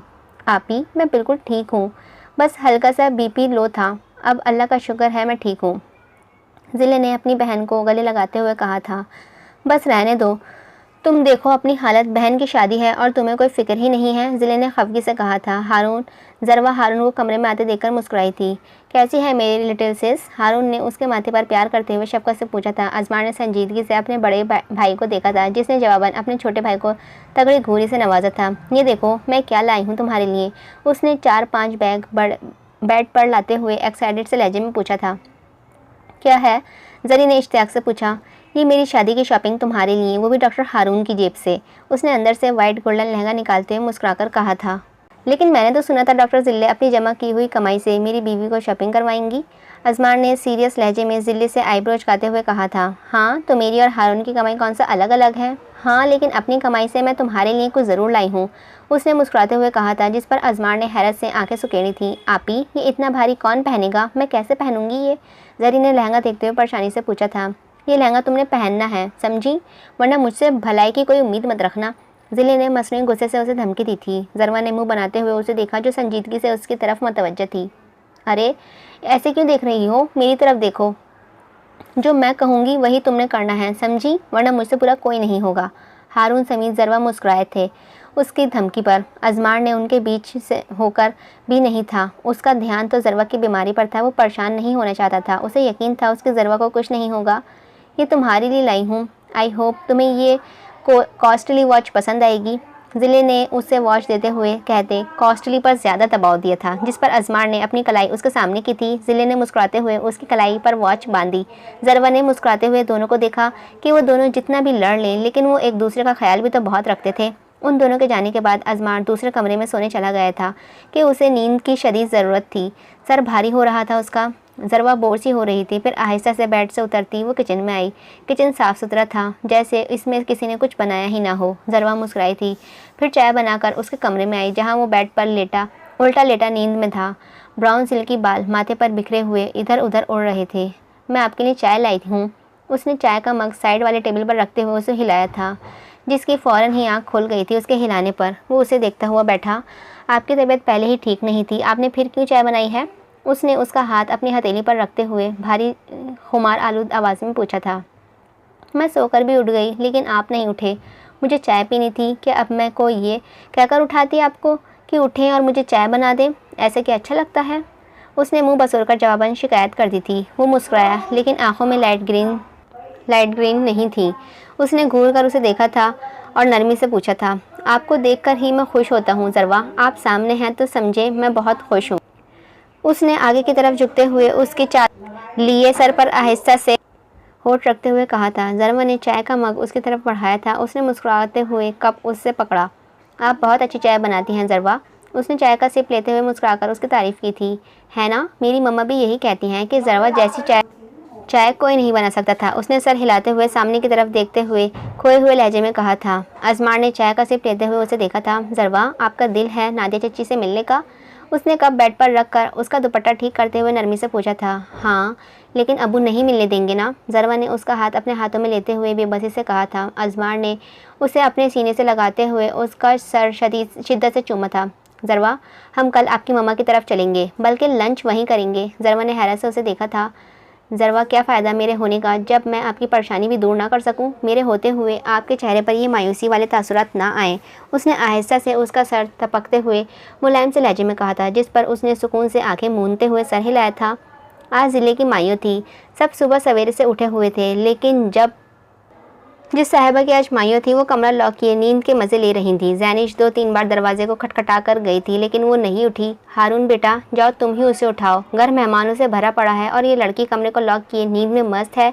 वो तो शुक्र है शादी करके यहीं रहेगी, वरना अगले घर से मुझे 100 जूती पड़वाती। लोग कहते ये तरबियत की है इसकी दादी ने चाय पीते हुए गुस्से से हारून से उसे शिकायत की थी। वो जवाबन मुस्कुराया था। दादी, मूडी है वो, वरना दिल की बहुत अच्छी है। हारून ने चाय पीते हुए उसकी फेवर ली थी, जिस पर पास ही बैठी इरम ने गुस्से से पहलू बदला। हाँ, लेकिन लोग दिल नहीं आदतें देखते हैं। बस कुकिंग करवा लो या फैशन, और बातें और किसी काम की नहीं है, दादी ने ताज्जुब से कहा था। हारून को बुरा लगा इरम को मुस्कुराते देखकर। दादी, मुझे ज़िले अपनी तमाम अच्छी बुरी आदतों समेत 100 बार कबूल है। मुझे कोई एतराज़ नहीं उसकी किसी आदत पर। एक्चुअली मैं तो इंजॉय करता हूँ उसकी शरारतों को, सो मेरी बीवी को कोई बुराई ना करे। हारून ने इरम को देखते हुए जतलाया, जिस पर इरम गुस्से से जलबुन सी गई थी। जीते रहो बेटे, अल्लाह तुम दोनों को हमेशा खुश रखे मेरे बच्चों। दादी ने उसकी बात को खुश होकर सबको दुआ दी थी। ऊपर रेलिंग को थामे खड़ी ज़िले ने भी आमीन कहा था और हारून को बहुत मोहब्बत पाश नज़रों से देखा कि वो उसे हर किसी की नज़रों में मोतबर कर देता था। बस डरती थी वो कि कहीं वो दोनों कभी अलहदा ना हो जाएं, नादिया और जुल्फ़िकार की तरह। उसके दिल में कहीं ये डर कुंडली मारे बैठा था, लेकिन वो हारून से कभी भी जुदा नहीं होना चाहती थी। हारून की अचानक से नज़रें उस पर पड़ी, जो वाइट शॉर्ट शर्ट पर नीचे खुला गरारा गिरे ट्राउज़र पहने उसे देखती भरपूर अंदाज में मुस्कुराई थी। हारून भी उसे देखे मुस्कुराकर अपनी जगह से खड़ा होता। ज़िले ने हथेली पर चूमते हुए उसकी तरफ फूंक मारी थी, जिस पर वो इशारे से कैच करता हथेली को अपने सर से वार गया था, जिस पर वो शर्मा कर कमरे की तरफ भागी थी। हारून के होठों पर मुस्कुराहट गहरी होती चली गई थी। ये लड़की उसकी ज़िंदगी की रंगों जैसी थी। उसके मुस्कुराने की वजह, बेटा बैठकर चाय पियो, अब खड़े होकर पीने की आदत सीख ली है क्या तुमने, अंग्रेज़ों की तरह? दादी ने ताज्जुब से कहा था, जिस पर वो मुस्कुराता हुआ सोफे पर बैठा। चाय के मग को मेज़ पर रखकर वो अपने सर दादी की गोद में रख चुका था। तुम दोनों क्या लेने आए हो यहाँ? इदरीस साहब ने उन्हें लाउंज में बैठे देखकर गुस्से से पूछा था। ज़रवा, जो नादिया के सीने पर सर रखे बैठी थी, इदरीस साहब की आवाज़ पर चौंक कर जल्दी से सीधी हुई थी। असमार ने संजीदगी से उन्हें देखा था। डियर ससुर साहब, जाहिर है आपसे और सासू माँ से मिलने आए हैं, दीवारों से थोड़ी न टक्करें मारने आएंगे हम यहाँ, उसने तंज़िया मुस्कान से कहा था, जिस पर इदरीस साहब ने उसके बदलिहाज को गुस्से से घूरा था। तुम लोगों को क्या कहा था मैंने? इस घर पर अब कदम ना रखना। फिर क्यों आए हो यहाँ? हाँ, इदरीस साहब ने ऊंची आवाज़ में दोनों को डांटते हुए पूछा था। ज़रवा ने डरते डरते उन्हें देखा, जो गुस्से से अजमार को घूर रहे थे। तो वो अल्फाज आपके थे, हमारे तो नहीं। हम तो आएंगे जब जब हमारा दिल आप दोनों से मिलने को चाहेगा, उसने मुस्कुराती आंखों से उन्हें देखकर कहा था, जिस पर वो जिद होते उन्होंने नादिया को चलाती हुई नज़रों से देखा था। अजमार, आप बदतमीज़ी से बात कर रहे हैं अब्बू से, ज़रवा ने खफगी से कहा था, जिस पर इदरीस साहब सर झटकते हुए सामने वाले सोफे पर बैठे थे। कैसे हैं आप अंकल? कुछ खाया पिया करें और जान बनाएं। आफ्टर ऑल आप मेरी बीवी के अब्बू हैं। आपकी सेहत की मुझे टेंशन तो होगी ना, और आपकी इज़्ज़त मुझ पर फ़र्ज़ है, अजमार ने सीरियस से लहजे में कहकर, जिस पर ज़रवा ने दांत पीसे। और उसके अब्बू थे और उसे बहुत प्यारे थे वो। आप गुस्सा थूक देना, वो अच्छे आदमी तो नहीं था जो हमने अपनी बेटी के लिए पसंद किया था, नादिया ने मसलहत से उन्हें समझाया था, जिस पर वो चुप होने। फरजाना बेगम अपने दूसरे बेटे की तरफ थी आजकल, इसीलिए नादिया की ज़िंदगी भी चैन से गुजर रही थी, वरना उनके होते हुए कोई कैसे चैन से रह सकता था भला। नादिया नादिया मामा, आप हमें लंच नहीं करवाएंगी? उसने मासूमियत से पूछा था। अरे क्यों नहीं, बस आधे घंटे में सब रेडी होगा, नादिया ने उसे निहाल होती नज़रों से देखकर कहती हुई किचन की तरफ बढ़ी थी। जरवा ने इदरीस साहब को देखा जो खुद पर मसनूई गुस्सा चढ़ाए बैठे थे। अब्बू, आपके लिए चाय ले आऊँ बनाकर? उसने उन्हें घुटनों को थामते हुए मीठी सी आवाज़ में पूछा था। इदरीस साहब ने कुछ देर तो उसे देखा, फिर संजीदगी से सर हिलाया, जिस पर वो खुशी से निहाल होती जल्दी से उठकर किचन की तरफ बढ़ी थी, जबकि अजमार के लिए उसके दिल में मौजूद इश्क और बढ़ा। वो अपने से जुड़े हर रिश्ते से मोहब्बत करने वाली लड़की थी। अजमार मुस्कुराया था। इदरीस साहब ने खूंखार नज़रों से उसे घूरा था, जिस पर वो अपने होठों पर प्यारी से मुस्कुराहट सजाता उन्हें तपाने में कोई कसर नहीं छोड़ रहा था। इदरीस साहब सर झटकते हुए अखबार की तरफ मतवज्जा हुए। ढीठ इंसान, वो गुस्से से बड़बड़ाए थे, जिस पर अजमार ने ठोड़ी पर खुजाते जैसे उनसे सुना किया हो उनके कहे को, जैसे अनसुना किया हो उनके कहे को। हारून ने जरवा की फ़ाइल को स्टडी कर रहा था जब वो आंधी तूफान की तरह रूम में आई थी। उफ, इतना बोरिंग हबी अल्लाह किसी को ना दे। भला अपनी माइयों के दिन कौन ये सड़ी हुई फाइलें देखता है? उसने उसके हाथ से फाइल खींचते हुए नाक चढ़ाकर पूछा था, जिस पर वो परेशानी से अपनी जगह से खड़ा हुआ था। हाँ, तुम ठीक कह रही हो, तुम ये फ़ाइल दो, मैं रख देता हूँ। उसने जल्दी से कहते हुए फ़ाइल की तरफ हाथ बढ़ाए थे। ये नहीं मिलेगी तुम्हें, ये मेरे पास रहेगी जब तक हमारी शादी नहीं हो जाती, जिले कहती हुई फ़ाइल लहराती हुई कमरे से चली गई थी। ओ खुदाया, अगर जुलेखा ने ये फ़ाइल देख ली तो? हारून ने परेशानी से पेशानी मसलते हुए सोचा था। हारून उसके पीछे भागा जब तक वो घर आए मेहमानों में चली गई थी। बाद में लेता हूँ, जिले के कमरे की तलाश कुछ भी हो, शादी से पहले किसी को नहीं पता चलने लगना चाहिए जरवा के बारे में। हारून ने परेशानी से बड़बड़ाया, जबकि सामने खड़ी जिले भरपूर अंदाज में मुस्कुराई थी। हारून ने उसे घूरा, लेकिन हारून की घूरी का भला उस पर क्या असर? तुम्हारी दादी ने तुम दोनों के रिश्ते के लिए हाँ कर दी है, मुझे भी कोई एतराज़ नहीं, घर का बच्चा है। वैसे भी अजमार ने तो अपनी आखिरी सांस तक इस कमशक्ल को नहीं छोड़ना था। इरम ने दुपट्टा सेट करते हुए जैनिश से कहा था, जिसने हैरत से इरम को देखा था। उफ मामा, ये क्या, मुझे नहीं करनी उससे शादी। जैनिश ने पैर पटकते हुए गुस्से से कहा था। बकवास बंद करो, समझी तुम? ख़ानदान में कहाँ अब कोई लड़का बच्चा है, सब तो शादीशुदा हैं, एक मुआज ही है, ऊपर से अपना बिजनेस स्टार्ट कर रहे हैं दोनों भाई। इरम ने उसकी तरफ पलटते हुए गुस्से से कहा था। जैनिश ने मुंह बनाया था। वैसे भी ख़ानदान के बेस्ट लड़के तो वो दोनों बहनें ही ले उड़ी हैं। इरम ने जले हुए लहजे में कहा था। देखा कितना भारी हार बनवाए हैं तुम्हारे बाप ने दोनों बहनों के लिए, इरम ने सोफे पर बैठते हुए जैनिश से कहा था। जैनिश का जहन तो मुआज पर ही अटक गया था, उनकी बात का जवाब खाक देती। तुम्हारी शादी पर मैं भी खूब पैसा लगवाऊंगी इनका बस चले तो सब कुछ इन्हीं बहनों पर ही बहा दें, लेकिन मैं ऐसा होने नहीं दूंगी। इरम ने जले भुने लहजे में कहा। उन्हें तो वो गोल्ड की भारी हार ही नहीं भूल रहे थे जो वो रात को दोनों बहनों के लिए लेकर आए थे। जैनिश ने मुंह बनाते हुए पैर पटका, वो अभी पूरी तरह कहाँ उसे भुला पाई थी। जिले पीले लहंगे में मलबूस फूलों का पीला जेवर पहने बहुत खूबसूरत लग रही थी। उसे सब लड़की ने पीले फूलों से सजे हुए झूले में बैठाया था। जिले पीले सूट में पिंक लिपस्टिक लगाए इंतहाई प्यारी लग रही थी, लेकिन उसकी नज़रें सिर्फ खारजी दरवाजे पर ही थीं। हारून सामने खड़ा अपने साथी डॉक्टर से बात करता हुआ जिले को देखकर मुस्कुराया था। जरवा ने उसकी ठोड़ी पर हाथ रखकर उसे अपनी तरफ मोड़ा था। आप मेरी तरफ देख क्यों नहीं रहे हैं? क्या मैं खूबसूरत नहीं लग रही? उसने रुहासे लहजे में पूछा था। आपको नज़र न लग जाए मेरी, इसीलिए नहीं देख रहा मैं आपको, उसने सामने की तरफ देखते हुए संजीदगी से कहा था। जरवा ने मुंह बसुरा था। वो ग्रीन लंबी काम वाली शर्ट पहने, नीचे लाइट ग्रीन फ्लैपर पहने, हल्के हल्के मेकअप में बालों की दोनों तरफ रोल बनाए बहुत ही प्यारी लग रही थी। जरवा को तैयार होना बिल्कुल भी नहीं आता था, इसीलिए वो उसे शहर के सबसे मशहूर पार्लर में ले आया था। जरवा जब से तैयार होकर गाड़ी में आई थी, वो उसे एक नज़र देखने के बाद नहीं देख पाया था, जिस पर जरवा को बहुत गुस्सा था। अजमार गाड़ी को स्टार्ट कर चुका था। जरवा ने उसे देखा। आप मेरी तारीफ़ ही कर दे मेरी तरफ देखकर। जरवा रह ना सकी थी, इसीलिए झुंझलाए हुए लहजे में उससे कहा था। आप इस दुनिया की सबसे प्यारी नेक दिल लड़की हैं जरवा, आपसे ज़्यादा मुझे कोई और प्यारा नहीं लग सकता। कहने को तो वो सारी ज़िंदगी कहता रहूं, लेकिन आप सुन नहीं पाएंगी मेरी शिद्दतें। जरवा की काजल लगी आंखों भर आई थी। आप जानती हैं, मैं आपको तलाक देने पर तैयार था। मेरे नज़दीक शादी निकाह की कोई वैल्यू नहीं थी। जरवा ने साकत नज़रों से उसे देखा, जो सामने देखता ड्राइविंग करता उससे नर्म लहजे में मुखातिब था। लेकिन जब आपने मेरे दिल के मुकाम पर हाथ रखा, वो कहता चुप हुआ था, जिस पर ज़रवा ने आंसू साफ किए। वो लम्हा ऐसा था कि मैं शायद ही उसे लफ्ज़ों में बयान कर सकूं। अजमार ने गाड़ी की स्पीड स्लो करते हुए कहा था, मैं 3 रातों तक सोया नहीं था। मेरा दिल मेरे इख्तियार से बाहर हो गया था। आपको देखते ही ये धड़कने लग जाया करता है। अजमार ने कहते उसे देखा, जिसकी आंखें नमी लिए हुए उसे देख रही थीं। होठ एक दूसरे में सख्ती से पेवस्त थे। आप मेरे दिल को एक ऐसी भा गई हैं कि आप में आपके अलावा कुछ और सोच भी नहीं सकूं। उसने हल्के से मुस्कान से कहते हुए उसकी चमकती लौंग पर शिद्दत से अपने होंठ जमाए थे। ज़रवा ने सख्ती से आंखें मींची थीं। ज़िले की बेताब नज़रों को करार सा आ गया था उन दोनों को एक दूसरे का हाथ पकड़कर अंदर आते हुए देखकर। अजमार रफ से होलिये में था, वाइट शर्ट ब्लैक पैंट में। रफ से होलिये में भी वो वहाँ मौजूद सबसे नुमाया था। मुबीन उसे देखती भागकर उसके चौड़े सीने से लगी थी। अजमार ने उन्हें अपने मजबूत बाहों में मोहब्बत से कैद किया, फिर झुकते हुए उनके माथे पर प्यार करता। वो उनकी शिकायतों का खंदा पेशानी से सुनता हुआ कोई सादतमंद बेटा ही लग रहा था। मुबीन ने ज़रवा को एक नज़र तक देखना नहीं था। वो बस अजमार को पकड़े, बस उसी से मुखातिब थी। मॉम, अपनी बहू से भी तो मिल लें। उसने उनकी तवज्जो अपनी बीवी की तरफ दिलाई थी। ज़रवा मुस्कुराई। कैसी हो?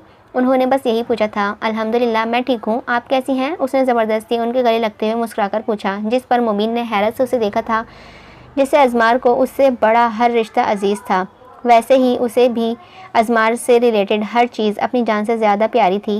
ये तो फिर उसकी माँ थी। मैं भी ठीक हूँ, वो कहती हुई फिर से अजमार की तरफ मुतवज्जह हुई थी, जो पहले से कमज़ोर दिखा था उन्हें। अपना ख्याल रखा करो बच्चे, तुम्हें मैंने बहुत मिन्नतों मुरादों से दोबारा पाया था। मुबीन बेगम की आंखों में आंसू आ गए थे, वो कड़ा वक्त याद करके। मॉम, मैं अब आपको रोते हुए ना देखूं, उसने उन्हें अपने सीने से लगाते हुए फिक्रमंदी से कहा था।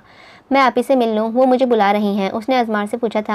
हाँ, आप जाएं, मिल लें, अजमार ने नरम से लहजे में कहा था, जिस पर वो मुस्कुराती हुई अपनी खूबसूरत बहन की तरफ बढ़ी, जो अपनी सहेलियों और कज़िन्स में घिरी उसे ही बुला रही थी। माशाअल्लाह आपी, आप बहुत ही प्यारी लग रही हैं। उसने उसके पास आकर झुककर उसके फूलों से सजी पेशानी चूमते हुए मोहब्बत से कहा था। मेरी बहन तो आज मुझसे भी ज़्यादा प्यारी लग रही है, ज़िले ने अपने पास बैठते हुए शफ़क़त से कहा था। ज़रवा, क्या फ़ायदा इतने प्यारे स्टाइल का, जब उस पर ये 2 गज़ का चादर ही लेनी थी तो? ज़िले ने उसकी ग्रीन शॉल सर पर लिए देख कर तपे हुए लहजे में पूछा था। आप ही, जिसको दिखाना था उन्होंने देख लिया है, लोगों के लिए तो नहीं बनवाया मैंने। और आप टेंशन मत लें, आपको अंदर जाकर खूब अच्छे से दिखाऊंगी मैं, इसीलिए आज का दिन गुस्सा ना करें। उसने ज़िले के गालों पर अपने हाथ रखते हुए नर्म लहजे में समझाया था, जिस पर ज़िले ने नमी लिए आंखों में अपनी बहन को देखा था, फिर अपनी लिपस्टिक से सजे होठों उसकी पेशानी पर रख चुकी थी वो। अल्लाह, मेरे हिस्से की खुशियाँ भी मेरी ज़री के मुकद्दर में लिख दे, ज़िले ने आहिस्ता से आंखों से नमी साफ़ करते हुए भर्राए हुए लहजे में कहा था, जिस पर ज़रवा ने दहल कर उन्हें देखा था। अल्लाह ना करे आपके हिस्से की खुशियाँ अल्लाह आपके मुकद्दर में ही लिखे, आमीन, ज़रवा ने जल्दी से कहा, जिस पर ज़िले मुस्कुराई थी। ज़रवा ने पलटकर जल्दी से अपने डैड को देखा, फिर जल्दी से खड़ी होती उनके सीने से लगी थी। आपकी तबीयत ठीक है मेरे बच्चे? उन्होंने शफ़क़त से अपनी बाहों में लेते हुए पूछा था। जी मैं ठीक हूँ डैड, आप क्यों कमज़ोर लग रहे हैं मुझे? उसने फ़िक्रमंदी से पूछा था। वो जवाबन मुस्कुराए थे। कितनी प्यारी बच्ची थी उनकी, लेकिन वो उसके हिस्से के प्यार उसे नहीं दे पाए थे। ये बात उन्हें बहुत ही परेशान करती थी। मैं ठीक हूँ, आप फ्रेश जूस पियेंगी? उन्होंने उसके सर पर हाथ रखते हुए पूछा था, जिस पर उसने उनका हाथ अपने हाथों में लेते हुए सर नफ़ी में हिलाया था। ज़िले ने निहाल होती नज़रों से बाप बेटी को देखा था। दूर खड़ा अजमार अदील साहब की डांट सुनता ज़रवा को खुश देखकर मुस्कुराया था, जिस पर अदील साहब तब कर रह गए थे कि वो उसे डांट रहे थे और वो बजाय शर्मिंदगी के हंस रहा था। उन्होंने सर तासुफ में हिलाया था, जिस पर अजमार जल्दी से सीरियस हुआ था। कैसा लग रहा हूँ मैं? मुइज़ ने नवाल के सामने आते हुए पूछा था। मुइज़ वाइट सूट में मलबूस, गले में पीला दुपट्टा डाले बहुत ही खूबरू लग रहा था, जबकि नवाल पीली फ्रॉक पहने गले में ग्रीन दुपट्टा लिए बालों की फ्रेंच चोटी बनाए, दोनों हाथों में पीली हरी चूड़ियाँ डाले बहुत ही प्यारी लग रही थी। पहले भी चुचंदर ही जैसे शक्ल थी तुम्हारी और अब भी वही है, नया क्या है इसमें? नवाल ने उसे घूरते हुए कहा था, जिस पर वो खूब तपा था। तुम्हारी भी शक्ल पहले ही लंगूर जैसी थी और अभी वही है, बल्कि हमेशा लंगूर ही रहोगी। जितना मर्जी मेकअप करना है कर लो, कोई फ़र्क नहीं पड़ेगा इंशाअल्लाह। मुइज़ ने अपनी बेइज्जती का बदला इसी वक्त लिया। इतना हैंडसम तो लग रहा हूँ, और ये बंदरी मुझे छुचंदर जैसी शक्ल का कह रही थी, उसने जल कर सोचा था। नवाल ने उसके पैर पर ज़ोर से अपनी हील मारी थी। शर्म नहीं आती लड़कियों को लंगूर बोलते हुए? नवाल ने गुस्से से पूछा था। आपको शर्म क्यों नहीं आती है अपने होने वाले हस्बैंड की बेइज्जती करते हुए? बड़ा हूँ रुतबे में तुमसे, इसीलिए तमीज़ से बात किया करो, उसने अंगूठे से नाक चढ़ाते हुए मसनून गुस्से से कहा था। नवाल ने गहरी सांस ली। उससे बातों में कोई नहीं जीत सकता था। शुक्र करो मेरे बाप का जिसने तुम्हें अपनी फूलों जैसी बेटी दे दी, वरना तुम्हें कौन अपनी बेटी देता। नवाल ने उसके घूरते हुए अपना एहसान याद दिलाना चाहा था। अल्लाह अल्लाह, फूलों जैसी तुम, क्या मजाक है नवाल बीबी, आप ना खुशफहमी में ज़रा कम ही रहा करें। उसने कहते हुए उसे मुस्कुराकर देखा था, फिर आहिस्ता से इधर उधर देखकर आहिस्ता से उसके करीब हुआ, जिस पर नवाल ने उसे हैरत से देखा था। असल में फूलों जैसा तो मैं हूँ। आपको अल्लाह का शुक्र अदा करना चाहिए जो उसने तुम्हें इतना प्यारा फूल सा लड़का दे दिया है। वो शरारत से कहते हुए सामने की तरफ भाग गया। उफ, एक बार लग जाओ तुम मेरे हाथ, फिर देखना मैं तुम्हें कच्चा चबा जाऊंगी, नवाल ने जिद होते हुए पैर पटक कर कहा था। अजमार हारून के साथ खड़ा संजीदगी से उसके फ्रेंड से हाय हेलो कर रहा था। हारून ने नज़र भटक भटक कर स्टेज पर बैठी ज़िले की तरफ ही जा रही थी। ज़िले सबके साथ खड़ी सेल्फी ले रही थी, जबकि पास ही जरवा सलाद की प्लेट गोद में रखे खा रही थी। उसे भूख लगी हुई थी शायद। आपने जरवा की फ़ाइल स्टडी की? उसने हारून से संजीदगी से पूछा था। हाँ की है मैंने, इंशाअल्लाह वो जल्दी ठीक हो जाएगी, हारून ने उसे देखकर यकीन से कहा था। जरवा को कुछ नहीं होगा मेरे भाई, तुम बस खुश रहो और मेरी शादी इंजॉय करो। शादी इंजॉय? उसकी जरी बीमार थी और वो शादी इंजॉय करता, कैसे मुमकिन था ये? अजमार हल्की सी मुस्कान से हारून के गले लगता हुआ दिल में सपाट से अंदाज में सोचता। अब सब लोग माइयों का खाना खा रहे थे। माइयों का खाना अदील साहब की तरफ से था। सारी बहुत अच्छी अरेंजमेंट थी। जरवा, आप बिरयानी खा रही हैं, ये मत खाइए, ये खाएं। उसने उसके हाथ से बिरयानी की प्लेट पकड़कर खीर की प्लेट देते हुए कहा था। जरवा ने मुंह बसोरा, लेकिन मेरा दिल बिरयानी का है, मीठे का नहीं, मुझे नहीं खानी है खीर, उसने रूहानी लहजे में कहा था। जरवा के सर पर दर्द की लहर सी उठी थी जब अजमार ने उसके चेहरे पर अजियत के तासुरात छाते हुए देखकर जल्दी से उसके सर पर भारी हाथ रखा था। जरवा ने लब भींचकर उसे देखा। वो मुंह में कुछ पड़ता हुआ उस पर फूंकता झुककर उसके सर पर बोझा ले चुका था, जिस पर आसपास बैठी खवातीन ने मुंह पर हाथ रखा था। दूर खड़ी जैनी ने होठ भींचे। वो मुआज का रिश्ता एक्सेप्ट कर चुकी थी, लेकिन दिल का क्या करती जो अजमार का तलबगार था। मुआज ने कल शादी में शिरकत करनी थी, इसीलिए वो नहीं आया था, बस शाइस्ता बेगम और मुइज़ ही आए थे। जैनी ने रुख दूसरी तरफ मोड़ लिया। आगे का नावल कंटिन्यू रहेगा। उम्मीद है आप सभी को नावल पसंद आ रहा होगा। अगर पसंद आ रहा हो तो लाइक कीजिएगा और आप कमेंट में अपने रिव्यू दीजिएगा, और अगर चैनल अभी तक सब्सक्राइब नहीं किया है तो चैनल भी सब्सक्राइब कर लीजिएगा। मिलते हैं इस नावल के नेक्स्ट पार्ट के साथ। जब तक के लिए अपना ध्यान रखिएगा, मुझे अपनी दुआओं में याद रखिएगा। अल्लाह हाफ़िज़।